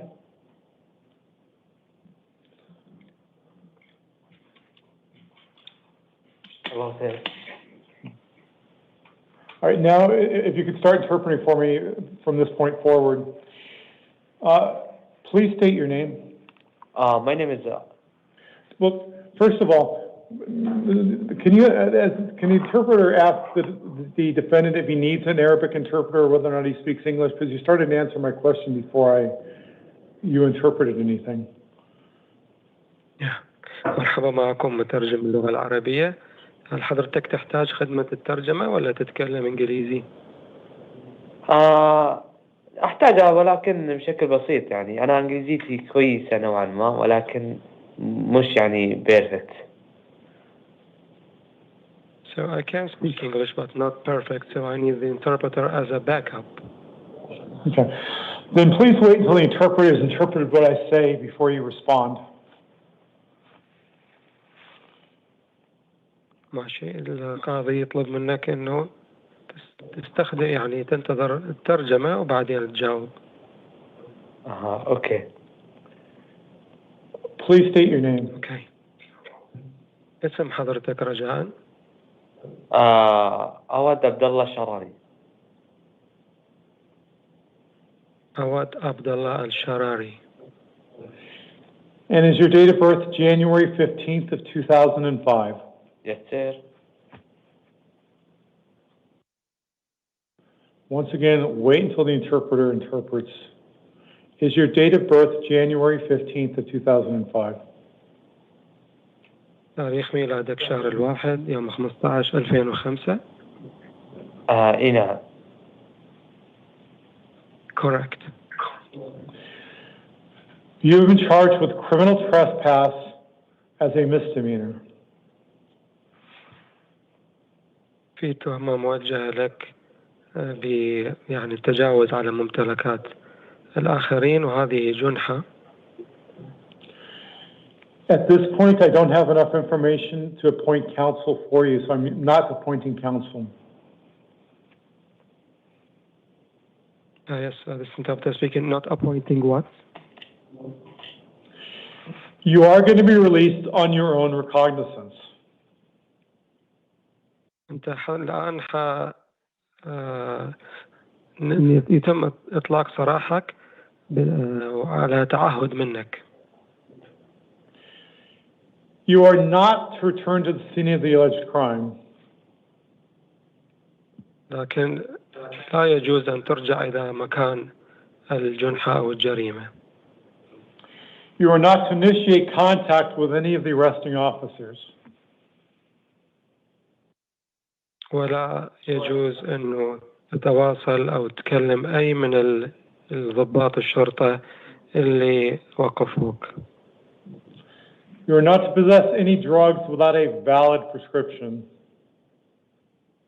لا يجوز أن تحصل على أي أدوية بدون وصفة طبية يعني حقيقية. And you to continue to provide court with proof of your local address. تستمر بإعطاء عنوانك الرسمي، عنوان السكن. Your next court date will be an arraignment hearing on November the 25th at 1:30 in the afternoon. يوم 25 هذا الشهر، شهر 11 الساعة 1:30 الجلسة القادمة في المحكمة، جلسة الاستماع. Do you have any questions? إذا عندك أي أسئلة تفضل. No. All right, thank you. Thank you for interpreting for us, sir. My pleasure, sir. Thank you for using our services. Have a good day. You too. All right, I already made the record on the house call, so with that, the 5 o'clock calendar is adjourned. Thank you, Your Honor. All righty. One house call is not terrible.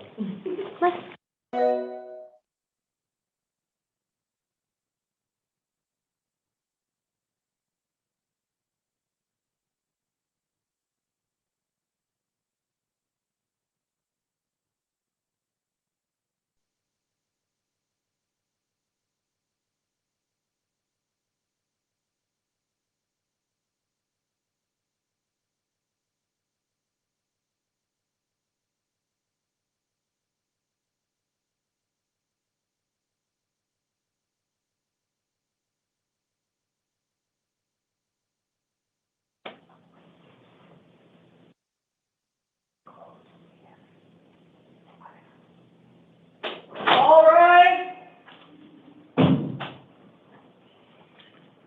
Please be seated.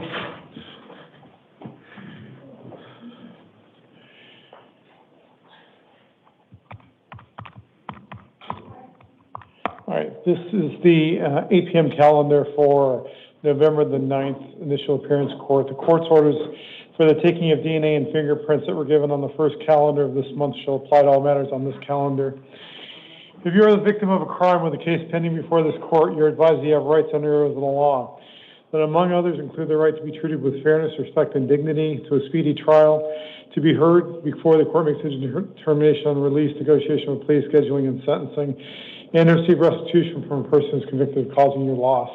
If you've not already been provided with a written statement of all victims' rights, please contact the Victim Services Division of the Prosecutor's Office. All right, first this evening, we're going to see Tashawn Sabaris. Sir, state your name, please. Your name? Tashawn Sabaris. And your date of birth? October 2nd, 1999. So you're here on a municipal court warrant on the charge of assault, class 1 misdemeanor, out of the Peoria Municipal Court. I missed the stage class. Yeah, I understand that. The bond has been set as a secured appearance bond of $200. Counsel will be appointed at the next court hearing pursuant to Rule 6.1B. If you post the bond, you're not to initiate contact with any arresting officers or witnesses. You're not to possess any drugs without a valid prescription or drive without a valid driver's license. You're to continue to provide court with proof of your local address. Your next court date will be an arraignment hearing on November the 13th at 9 a.m. in the Peoria Municipal Court. Do you have any questions, sir? No, sir. All right, thank you, sir. Wait, so would I be released or staying here? You have a $200 secured appearance bond. What does that mean? It means you have to post a bond in order to get out. It's a secured appearance bond, so you could go through a bonding company and pay 10% as opposed to a cash-only bond. All right. Next will be Jamie Ryak.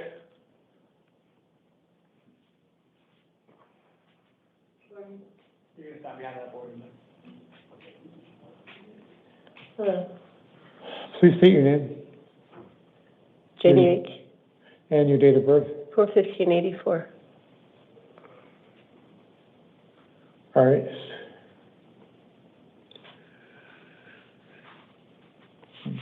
All right, you're here on a municipal court warrant, also from Peoria Municipal Court.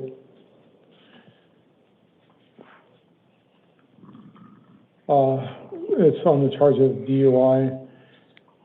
Counsel will be appointed at the next court date pursuant to Rule 6.1B. Secured appearance bond has been set in the amount of $250 in your case. Can you, sir? Yeah, go ahead. I can't make it to the court. I just it's a homeless situation. I just need a little time to get. Please, if you could remove the bond, I promise I'll get it taken care of in the courts right away. Yeah, the problem I have is this is a Peoria Municipal Court bond. They were requesting a $500 cash bond.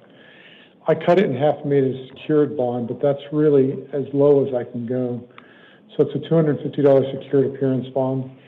If you post the bond, you're not to initiate contact with any arresting officers. You're not to possess any drugs without a valid prescription, or drive without a valid driver's license. You're to continue to provide court proof of your local address. Your next court date will be an arraignment hearing on November the 13th at 9 a.m. November 13th. November the 13th, yes. Sir, I don't have any money to get out. Can you please give me the OR, please? I promise. Ma'am, I've cut the bond in half and made it secured rather than a cash bond. That's as good as I can do. All right, thank you. Now you can step over there. Is there a lawyer? Scott, the mute.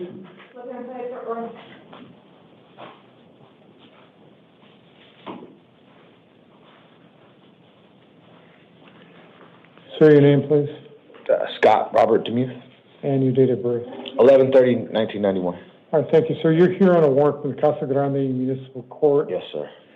On the charges of assault, disorderly conduct, and failure to appear. Yes. Go ahead. I've been in contact with the lawyer. He told me that I wasn't going to have any type of warrant out because I had just told him I have my boss's number. I start tomorrow. I have it right here. The cop actually gave it to me because I was very cooperative. I was sitting at a bus stop waiting to go home. So I really don't know why I even got arrested, honestly, because I had told him I hadn't had a job. I've been living paycheck to paycheck without even having a job. I've been doing labor work on the side, just paying an Airbnb. And, every bit of money I've had has just gone to keep me off of the streets and not in a tent.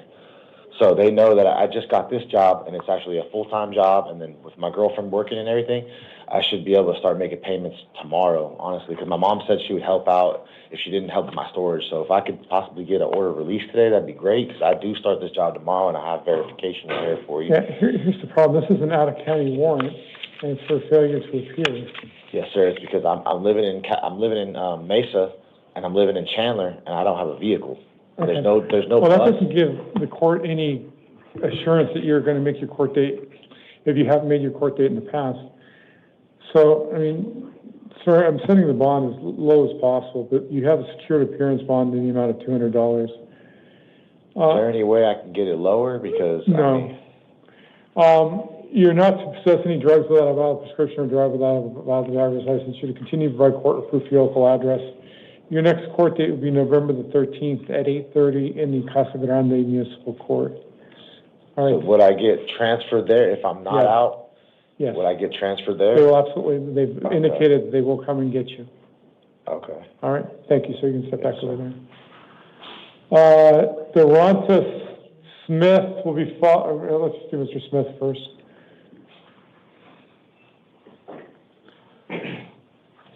Sir, please tell me your name. Durante Smith. And your date of birth, sir? 09/11/03. All right, sir. You've been charged with one count of resisting arrest, class 6 felony, one count of misdemeanor theft. The court has found probable cause. The court's found you to be indigent. It's ordered appointing the public defender. On this case, I'm going to release you on your own recognizance. I was going to say something too. The police officers, they called me as theft because in my backpack was my girl's phone and tablet. It was me taking pictures and screenshots. I was already outside, but that's why they said theft. But that's why it was supposed to be dropped. I understand what the theft was. But like I said, you're going to be released on your own recognizance. You're not to initiate contact with any alleged victim or witness. You're not to possess any drugs without a valid prescription or drive without a valid driver's license. You're to continue to reside at an address you provide the court. Your next court date will be a status conference on November the 24th at 8:30 with a possible preliminary hearing on November the 26th. What date did you say, boss? What? What date did you say? November the 24th. That's Okay. the date you need to worry about, and that will be on the paperwork you'll be given as well. I appreciate you. Do you have any other questions, sir? No. All right, you step right back over there, sir. Brent Earhart.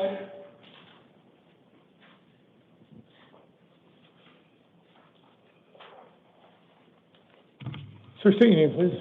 Brent Earhart, And your date of birth. 9/13/85.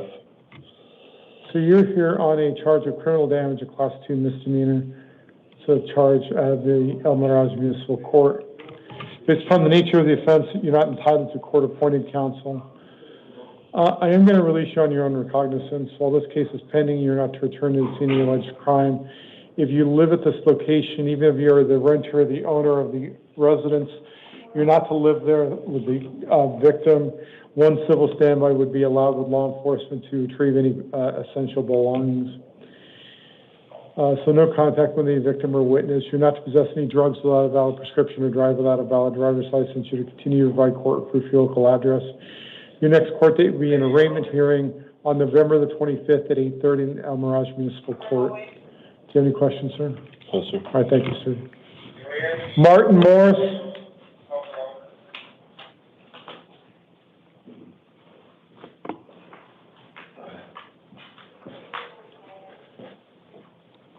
Sir, state your name and date of birth, please. Pardon me? Your name and date of birth? Martin Morris, 12/9/62.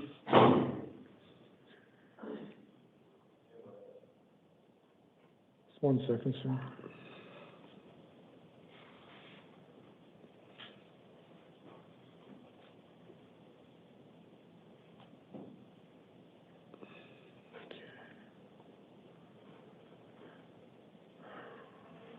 All right, so you're here on a Superior Court warrant on the charges of possessing dangerous drugs, Class 4 felony marijuana, Class 6 felony, drug paraphernalia, Class 6 felony. The public defender's already been appointed to represent you. It's ordered affirming that. So I'm going to release you to pretrial services. You need to keep in contact with them and follow all of their directions, but you won't have to post a bond. It's very important you make your court dates. Do you understand that? Yes, sir. All right, you're not to initiate contact with any arresting officers. You're not to possess any drugs without a valid prescription or drive without a valid driver's license. You're to continue to provide court proof of your local address. Your next court date will be a status conference on November the 17th at 8:30 in the downtown Superior Court. Do you have any questions, sir? What was the last part? What kind of conference? So post-warrant status conference. It's just your first court date when you get back into the court. I think they've filed a motion to reinstate your prosecution. You'll meet with your attorney and the judge. Just make sure you make your court date on the 17th. And make sure you contact pretrial services when you get out. Okay, yes, Your Honor. All right, step right over there, sir. Jose Rodriguez Flores.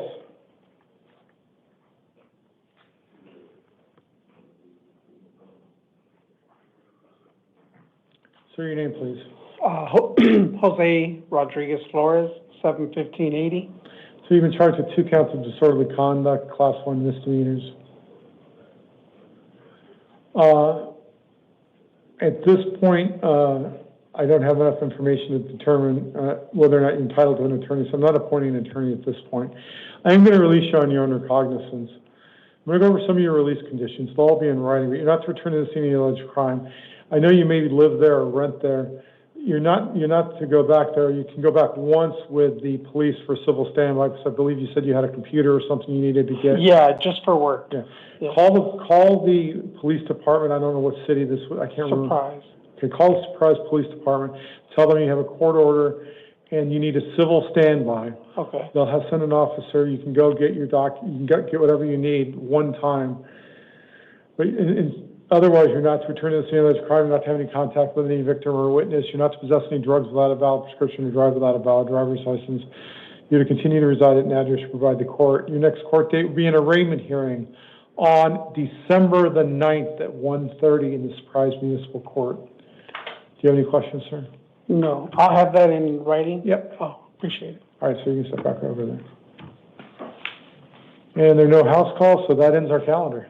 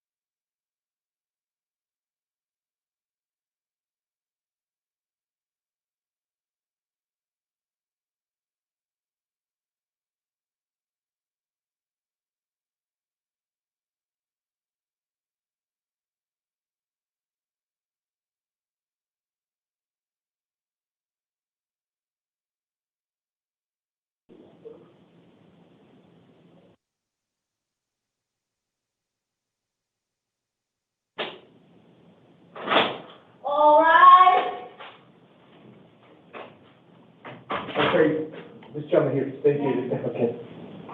Anyone else? Please be seated.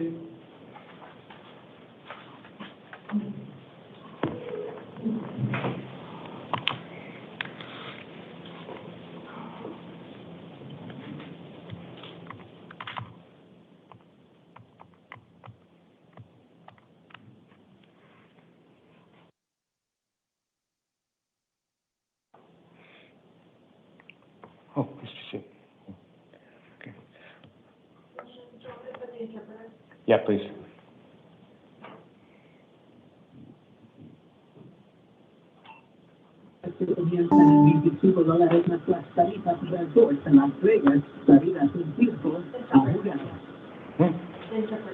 Oh, can the interpreter identify themselves, please? Yeah. Yes, good morning. My name is Fabian, interpreter ID number 39117. I'll be your Spanish interpreter. Please speak in clear, short sentences so that I can interpret everything. I'm getting some feedback from something else. Go ahead, client. Okay, it's okay now. Because it sounds like a TV or something behind you. Sorry, give me 1 sec. Sorry, go ahead. All right, it's a little bit Go better. ahead, client. Okay. All right, I'm going to make some general announcements. I'll need you to interpret on that, and then I'll have the person who needs an interpreter come into the courtroom, okay? Thank you. All right. Okay. All right. Sorry. Good evening. This is the 11 o'clock calendar on November 9th, 2025. Bien, esta es la lista de causas del 9 de noviembre de 2025. The court orders for the taking of DNA and fingerprints that were given on the first calendar of this month shall apply to all matters on this calendar. Bien, el tribunal ordena la obtención de muestras de ADN y de huellas dactilares que deberán ser, se deberán dar en las primeras semanas del mes calendario. I'm not going to say out loud all of your release conditions. All of them will be on your paperwork along with your next court dates. No voy a leer sus condiciones de puesta en libertad. Están escritas en un papel para que usted las lea y ahí tendrán las próximas fechas de audiencia. If I do set a secured appearance bond for you, you can go through a bondsman. Si establezco una caución para usted, usted puede ir con un fiancista licenciado. It is my understanding they do collect calls. Según entiendo, ellos pueden recibir llamadas por cobrar. The names and numbers of bonding companies are in some of the walls of the jail. If you cannot find one or need assistance, please ask one of the officers for help. Bien, los nombres de estas empresas de fiancistas están en los muros del penal municipal. Si no sabe dónde están si no sabe dónde están, puede preguntarle a un agente para ayudarle a buscar los nombres. The following is a victim rights advisement, which I'm going to be reading. Bien, los siguientes son sus derechos y garantías, las cuales voy a leer. If you are the victim of a crime with a case pending before this court, you're advised that you have rights under Arizona law. Bien, si usted es una víctima de un delito con una causa pendiente en un tribunal, usted tiene protecciones bajo la ley de Arizona. That among others include the right to be treated with fairness, respect, and dignity. Entre ellas incluyen el derecho a ser tratada con dignidad, respeto con dignidad y respeto. To a speedy trial, to be present at court proceedings. A un juicio sin demora, para que esté presente y para que también esté presente en los procedimientos judiciales. To choose whether or not to be interviewed by the defendant or the defendant's attorney. Para elegir si usted desea o no carear al acusado o al abogado de la parte acusada. To be heard before the court makes a decision on release, negotiation of a plea, scheduling, and sentencing. El derecho a estar en una audiencia de deliberación, negociación o establecimiento de condena. And to receive restitution from a person who's been convicted of causing your loss.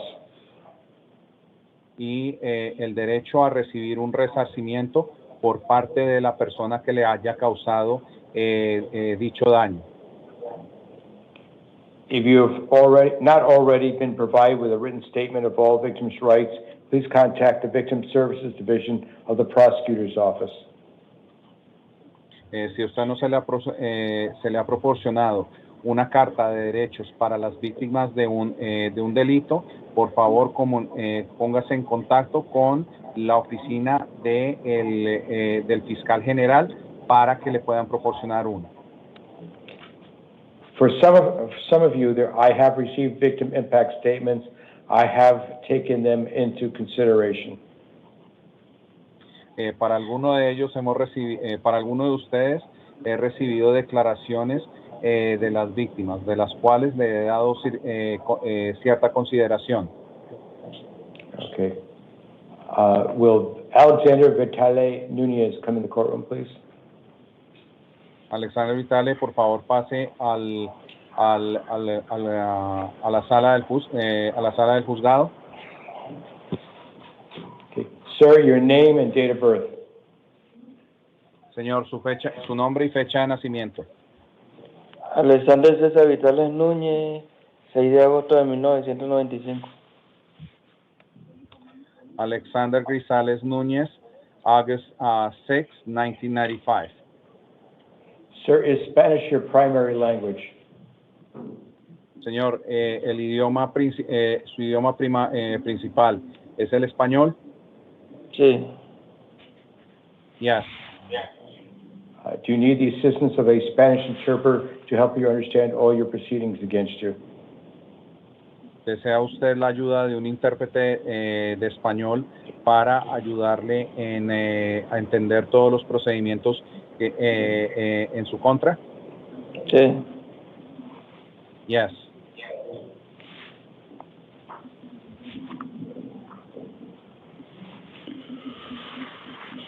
So I will appoint the office of the court interpreter's office, and they will provide a Spanish interpreter for you during the course of your case. Bien, voy a remitir entonces esta información a la oficina de los tribunales, a la oficina de intérpretes de los tribunales, para que le puedan asistir a interpretar los procedimientos en su causa. Okay. Okay. Sir, you are charged with aggravated assault, impeding breathing, as a domestic violence offense. I'm sorry, I'm sorry, Your Honor. Aggravated violence and what else? No, aggravated assault as a domestic violence charge. Oh, okay. Bien, señora, usted se le imputa de los cargos de agresión con agravantes como parte de una causa de violencia en el hogar. I think they have listed at the wrong level felony, but that will be resolved when and if a complaint is filed against you by the county attorney's office. Bien, creo que este delito tiene un cierto nivel de delito mayor. Sin embargo, se presentará en el escrito acusatorio se dará esto en el escrito acusatorio por parte del fiscal, por la oficina del fiscal del condado. At this point, I cannot appoint a court-appointed attorney for you. En este momento no puedo nombrar a un abogado de oficio para usted. If you find you cannot afford to hire an attorney, you can request your assigned judge to make a decision on whether to appoint one for you, but no promises about whether that court would do so. Bien, si usted no puede pagar por un abogado, usted puede solicitar que se le proporcione un abogado de oficio. Sin embargo, no hay una garantía de que este tribunal le pueda obtener un abogado de oficio para usted. Your next court dates will be at 175 West Madison Street in Phoenix.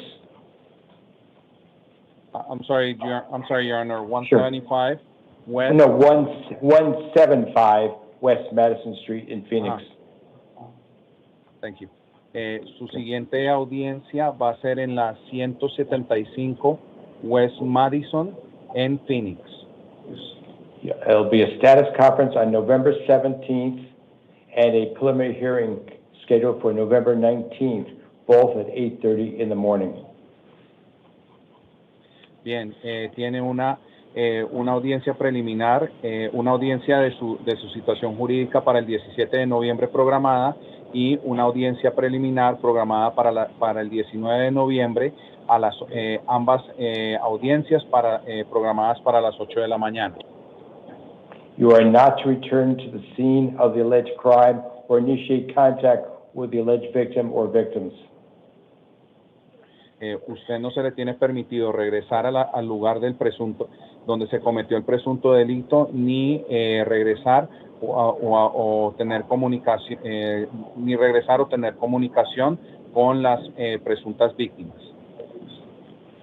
You may return to the scene of the alleged crime one time with a police officer on a civil standby to pick up your personal effects.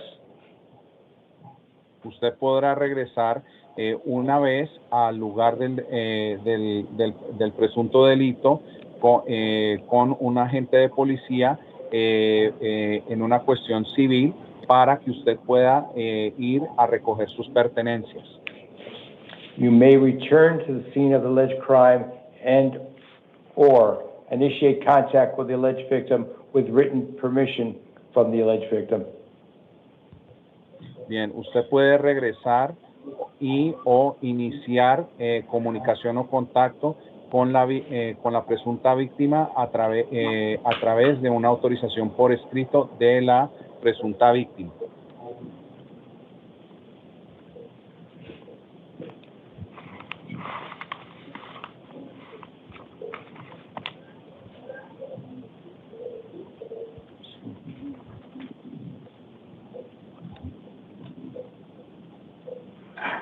Give me one second. Yes. Carla, I had admitted something. I left out a word. So. Okay.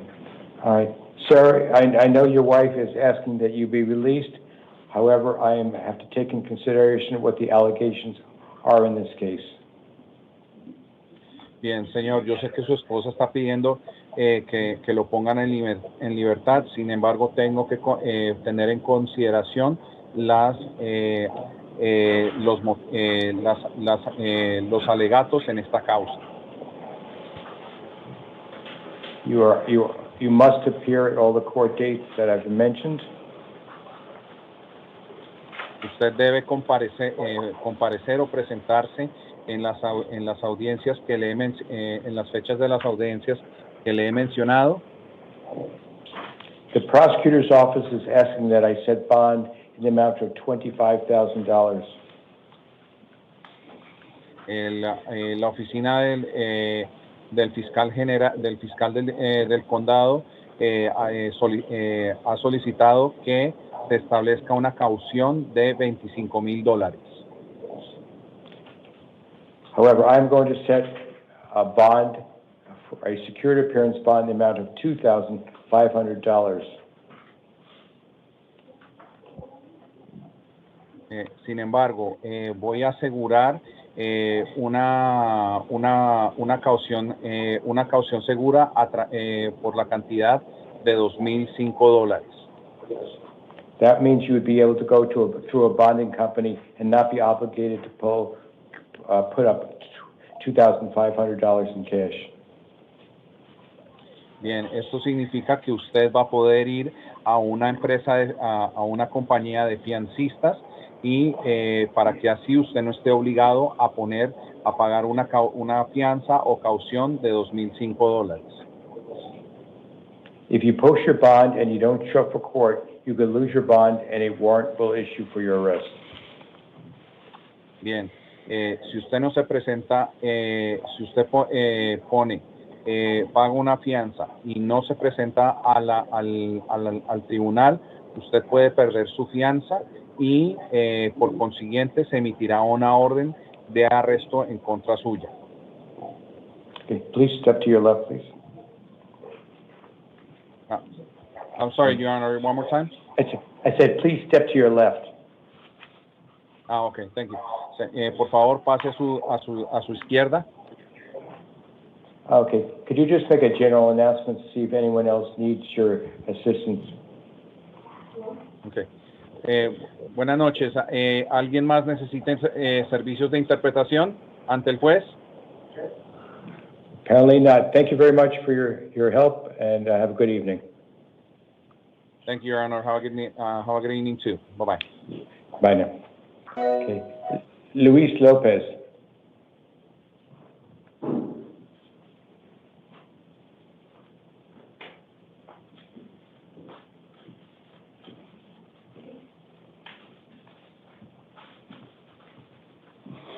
All right, sir, your name and date of birth, please. My name is Luis Antonio Lopez Sr., 5984. Okay, so you have two matters before me. One is a probation violation, one's a new charge. In regard to these things, if you do post your bonds, in regard to, if you do get released, if you ever be released, you must contact your probation officer within 72 hours of release. You cannot possess any weapons, you cannot consume or possess any alcohol, no drugs without a valid prescription. Your new charges are theft of means of transportation, a Class 3 felony, and we're not here to discuss guilt or innocence at this time. Possession of dangerous drugs, theft of means of transportation, a Class 3 felony, possession of dangerous drugs, a Class 4 felony, and possession of drug paraphernalia, a Class 6 felony. I am appointing a lawyer for you. Your court dates will be at 175 West Madison Street for a status conference on November 17th at 8:30, and a witness preliminary hearing at this time is scheduled for November 19th at 8:30. You're not to initiate contact with any alleged victim. You're not to possess or consume any alcohol, okay, and then no weapons, no drugs like without a valid prescription, like I mentioned. Bond is set that, and then the state was actually asking for a $15,000 bond. I'm setting a bond amount of $5,000. Now, in your probation violation, which is 2018-101-1187, you're on probation for aggravated assault, a Class 3 felony. Once again, I'm appointing a lawyer for you on that. Okay, you know, I told you your status conference on the new case is November 17th at 175 West Madison.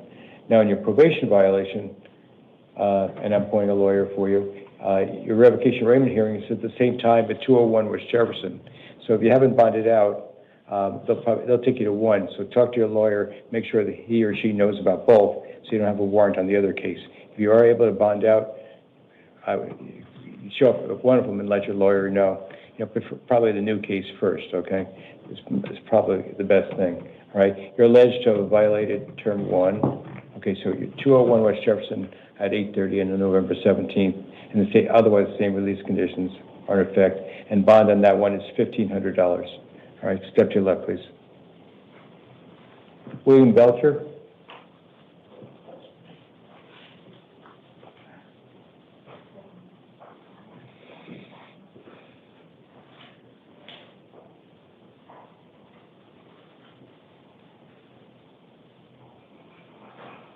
And sir, I know when I first came in, you tried to stand up. Don't even think about it. Okay, I know you're in a wheelchair, so the officer will arrange the table, I think. Maybe we'll need to. I don't think you need to adjust the table. I think. Yeah, I think, I think it's about the right level, so your name and date of birth, please. William Belcher, 12/26/88. Okay, sir, you are charged with aggravated, by the way, I know what you had, told the, pretrial service about, you have a permit. That is not one of your, it's nothing to do with one of your charges, by the way, but I am aware of what you had said, okay? You were charged with aggravated assault with a deadly weapon or dangerous instrument, a Class 3 felony, disorderly conduct, a Class 6 felony, assault, Class 1 misdemeanor, and threatening or intimidating, Class 1 misdemeanor. I am appointing a lawyer for you, all right? Thank you. You're not to initiate contact with the alleged victim. You're not to possess any weapons, all right? Now, the state actually was asking for a bond of $150,000, okay? I am not going to, even though the allegations are serious, I'm going to set bond, it's a security appearance bond amount of $5,000. So you can't go to a bonding company. Thank you. You can see this big disparity what the state was doing. Based on an analysis, I'm going to make it $5,000. And just make sure you show up for court and abide by the conditions if you post your bond. Because if you don't show up and if you posted your bond, you could lose your bond and a warrant would issue. All right? Would go over there to your left. Thank you.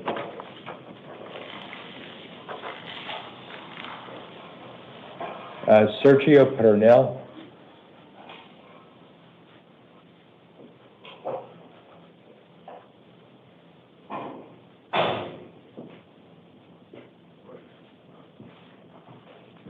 All right, sir. Good evening. Your name and date of birth, please. Sergio Pernell, 02-2391. All right, sir. You've got a charge of the Buckeye City Court. Now, the address of that court is on your paperwork, okay? Yes, sir. You were charged with assault, a Class 1 misdemeanor, and disorderly conduct, Class 1 misdemeanor. A lawyer will be appointed for you at the next court date out in Buckeye, all right? Because we don't have anyone to appoint from here, you know. That's the thing. Yes, they do it, okay? Just to give you the idea. Your arraignment hearing will be there at November 19th at 1 o'clock. I do have a victim impact statement. You're not to initiate contact with the alleged victim or victims. And bond has been set as security appearance bond amount of $1,000. All right, so if you post your bond, make sure you show up there. Okay, step to your left, please. Marcia Muniz. I'm sorry.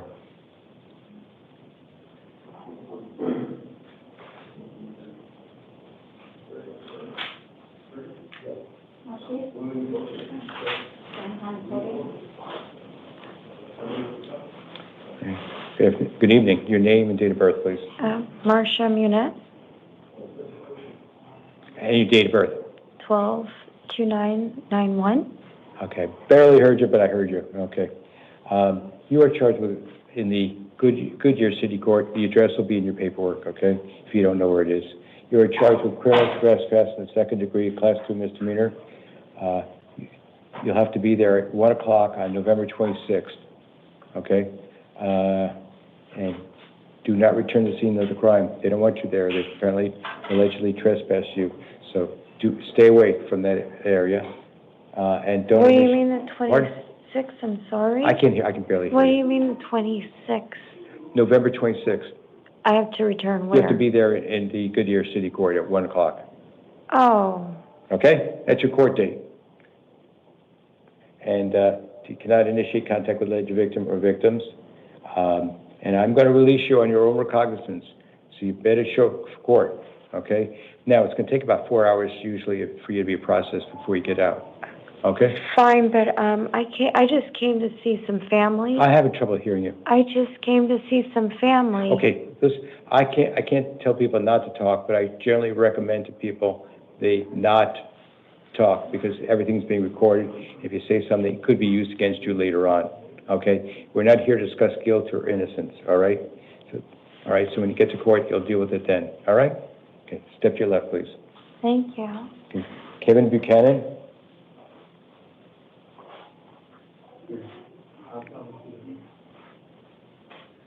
He's coming, Your Honor. Oh, okay, very good, thank you.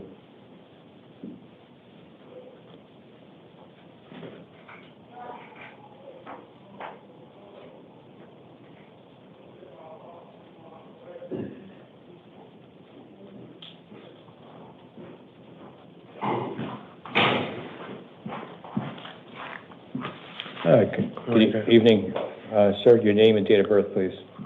Kevin Lamont Buchanan, 09-1493. Okay, sir, you got a warrant out of East Mesa Justice Court on a extreme DUI, Class 1 misdemeanor, and I know it's a failure to pay.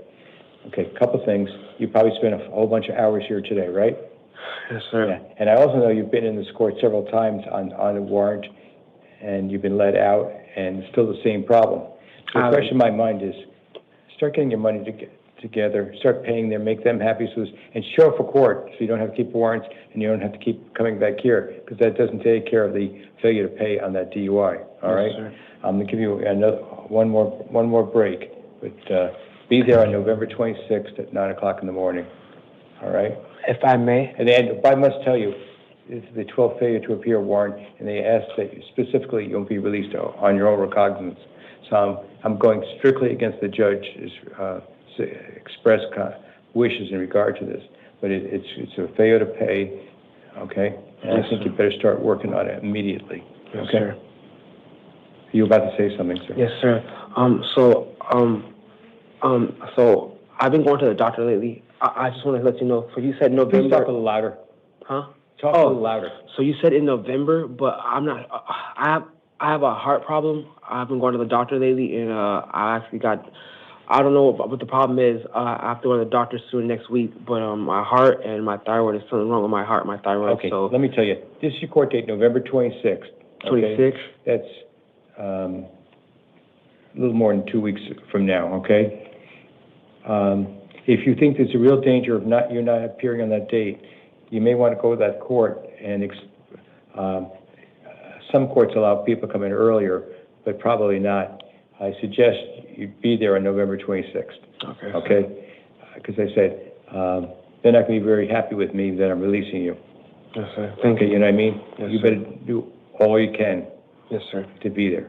Okay? Yes, sir. That's at 9 o'clock in the morning. All Yes, right? Because then they won't be as unhappy if you do show up. You know what I Yes, mean? Because I'm taking into consideration you spend all these hours here today and other times, but you haven't learned. You start getting some money together and show up for court. Yes, sir. Okay? All right. It'll be about 4 hours before you get out of here, though. Yes, sir. Okay? All right. Step to the Thank left. Okay, we are in recess. Thank you.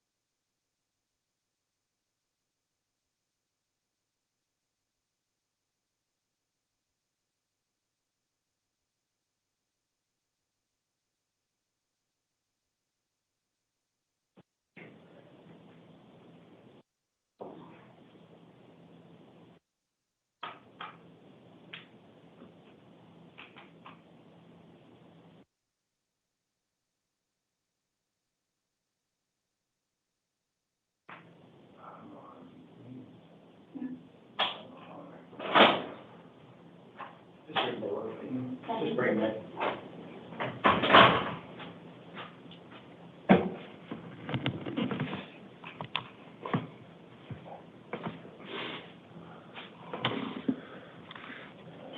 I'll be right with you, sir. The county attorney should be joining anyway. What was that? The county attorney should be joining. Okay, very good. All right, sir, I'm having you, I'll explain why you're being brought in earlier ahead of the rest of the calendar in a moment, okay? I just want to tell you that it's 12:50 a.m. You're on the 2 a.m. calendar for tomorrow morning in effect, but the court orders for taking of DNA and fingerprints that were given on the first calendar of this month will apply to all matters on this calendar. I also have to read the victim rights advisement. If a person is a victim of a crime with a case pending before this court, they're advised they have rights under Arizona law that, among others, include the right to be treated with fairness, respect, and dignity, to a speedy trial, to be present in court proceedings, choose whether or not to be interviewed by the defendant or the defendant's attorney, to be heard before the court makes a decision on release, negotiation of a plea, scheduling and sentencing, and to receive restitution from a person who's been convicted of causing the loss. If a person's not already been provided with a written statement of all victims' rights, they need to contact the Victim Services Division of the Prosecutor's Office. Is she there now? Yes. Okay. All right, so let me just call your name. 1 second here. All right, Mr. Pregler, give me your name and your date of birth, please. David Theodore Pregler, 9570. Sir, I know you just got out of the hospital. Would you be more comfortable sitting down? Yeah, probably. Okay, could you slide a chair for him? But I can't speak that loud because my... That's all right. I've been able to hear you, so that's good, but I also am going to allow you to sit down. Okay. So, yeah. Let me just sit right here, probably better you see a little bit. Thank you. Okay. I'm sorry, did you give me your name and date of birth? David Theodore Pregler, 9570. Okay, the state is present virtually? Yes, Your Honor. Ashley Stetson on behalf of the state. Okay, sir, it's my understanding, I believe, that you were actually released from the hospital at about 12, if I remember correctly, about 12:21. Today? Yeah. Probably. Is that correct? I may be off a couple of minutes either way. It's now 12, I saw you starting about 12:50, 12:51. It's a little more than 24 hours. Given the circumstances that you were in the hospital and injured, okay, I find extraordinary circumstances to justify you being seen slightly past the 24 hours. But I had you brought in earlier rather than 2 o'clock. Another factor in my decision is the fact that you had two probation matters, which were, I think there was teletypes alleging violation of probation, putting a hold on you. I think they came in, and I'm going strictly on memory, I believe it was around 10 o'clock tonight, well within the 24-hour period. So you would have been held anyway. And so I think to the fact we're talking about 20 minutes and the fact that your hospitalization, I will find extraordinary circumstances. Okay, so so you have the two probation violations in regard to this, and I did bring this sheet here. One, I believe, is a drug charge you're on probation for. The other one's misconduct involving weapons, which is 2015-002018. The one of the drug probation is 2016-117481. Both of them, you're alleged to have violated term number 1. And the new charge, which is under 2025-144459, you are charged with the following: murder in the second degree, class 1 misdemeanor, and possession of a weapon by a prohibited possessor, class 4 felony. Now, let me just go over one thing with you. The court date's going to be, for the first court dates on both are going to be the same, but they'll be in different buildings. So they'll probably transport you to the new case first. So talk to your lawyer about the other probation violation. That won't be an issue, but the other court issuing a warrant, not knowing you had the other case, just in case. Now, so you initially may have two different lawyers, but ultimately you'll be combined into one court, most likely, okay? And I will tell you, just in terms of general release conditions, if you are able to get out, you have to contact your probation officer within 72 hours. No weapons, no possession or consumption of alcohol, no drugs, okay? But let's just deal with the new case, first of all, the murder two and misconduct involving weapons. Anything the state wishes to be heard on? Yes, Your Honor, the state did submit. Okay, Ms. Counsel, please speak a little louder. Yes, Your Honor, the state did submit a written recommendation. It's coming out rather garbled. Let me turn my volume up and see if that helps. No, it's still being garbled. Hold on. Let me see if my clerk can adjust it. Because you can't understand her either, can you? No, it's very, very garbled. Well, everybody's shaking their heads when I said it's garbled, so. Can you hear me better now? Hold on 1 second. Do you want to try, have her call in again? Yeah. Yeah, Counsel, why don't you call in, can you hang up and just call in again? Hopefully it'll be a better connection. Okay, yes, Your Honor. Mr. Pregler, oh, hold it 1 second, what was that? I said yes, Your Honor. Actually, I can hear you now. Oh, So let's give it a okay, try. then we'll go with it. No, it's bad again, call in again. Just hang up and try it again.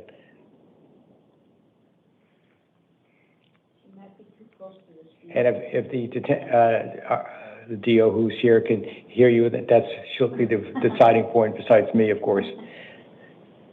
And then, of course, Mr. Pregler, you have to be able to understand her also. So she already don't make sense. Pardon? She already don't make sense to me. Okay. Can you move the chair so it's right behind, the thing is right there, the microphone?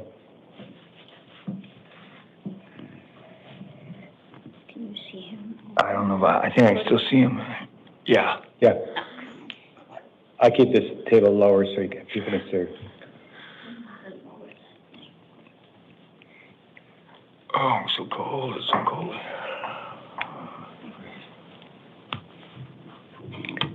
Is it better if you rested your arm on the table? I can't lift it. Okay. It needs to be up, but I can't lift it like that.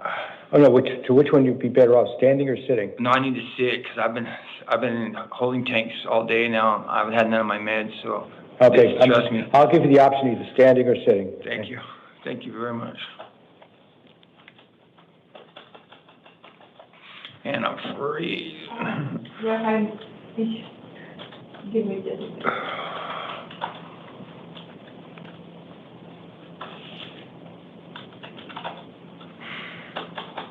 Can you hear me now? Yes, much better. Go ahead. Hello? I think he was having trouble hearing us now. It's what? He was having trouble hearing us. We could hear her. I know. Should be joining again. You know what's going on.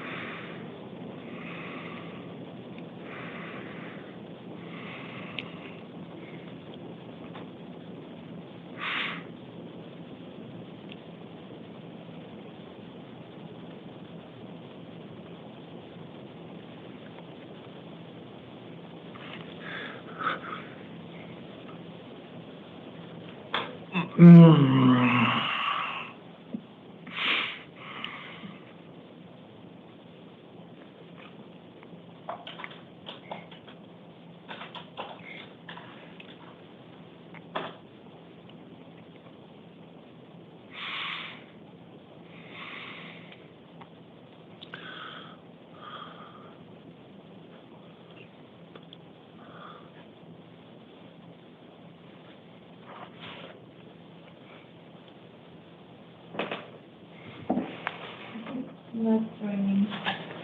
I think he's having an internet problem. Obviously. Yeah. Hopefully he's able to. Okay, a couple minutes, I'll start looking at some warrants, bench warrants, search warrants here.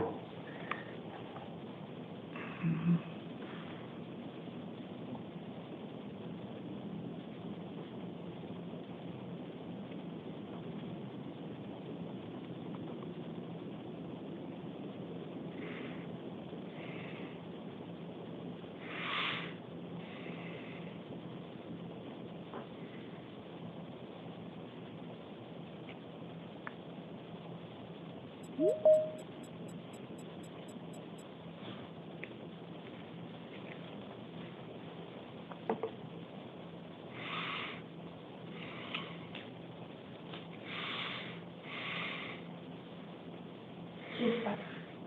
back on? Can Your Honor hear me now? Yes. Perfect. Okay. You wish to make a statement? Yes, Your Honor. At this time, the state did submit a written recommendation. The state is requesting bond be set in the amount of $1.5 million cash, Your Honor. The suspect was released from prison back in 2024, Your Honor. He was in prison for approximately 10 years on a prior aggravated assault, Your Honor. The state does not have the information on who the prior victim was in that case was. Additionally, Your Honor, while old, he did serve another 10 years prior to that case for aggravated assault. He is on probation for misconduct involving a weapon, Your Honor, as well as one other charge. The state does believe it is a drug charge. A drug charge. Yes, thank you, Your Honor. Given that his criminal history, given the fact that he has a violent criminal history, the fact that we are here today for a new charge, not even just a new charge, but a murder charge, Your Honor, the state does believe that the $1.5 million cash is appropriate. The state outlined its conditions that it's requesting in the written recommendation, which would include electronic monitoring, no contact with the next of kin or any of the victim's family. Additionally, Your Honor, the state did mention that it was a violent offense. The victim's 15-year-old child was the one that reported this crime to law enforcement. He was the one that the state believes called 911. It is unclear, though, Your Honor, if the 15-year-old witnessed the homicide, but for those reasons, that should add to the fact that the state has concerns. The suspect allegedly did not have concerns for the 15-year-old when this was going on. So, state does believe that the $1.5 million cash is appropriate. Thank you. Oh, and Your Honor, in regard, do you want to make a statement on the probation matters now, or shall it wait? Well, I'll tell you what, I'm going to make a statement on it, then if you wish to add something, that's fine. Okay. And by the way, reading the Form 4, there was some question it got confusing about whether Trace, the 15-year-old, was present in the room or not at all times, or whatever the case may be, and its allegations that the alleged victim made to him also. The court had originally considered a pretrial services ankle monitor, but given the fact he was on probation, we generally don't do ankle bracelets if someone's on probation. So based on all the circumstances in regard to it, the court has considered cash bond in the amount of $1 million. In regard to the drug probation, 2016-117481, the court is setting bond in the amount of $250 secured appearance bond. In regard to 2015-002-018, which is he's on probation for misconduct involving weapons, pursuant to rules 27.6 and 7.2C, you will be held without bond. Obviously, if you were able to get out on bond, you would not be able. You would have to contact your probation officer within 72 hours of release.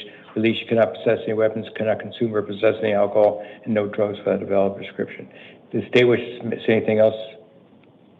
No, Your Honor. The state was just going to ask for the suspect to be held non-bondable on his probation matters, but Your Honor has already done that, so no further statement from the state. Thank you, Your Honor. Okay, we are in recess. All right, thank you. Officer, thanks very much for bringing him in early.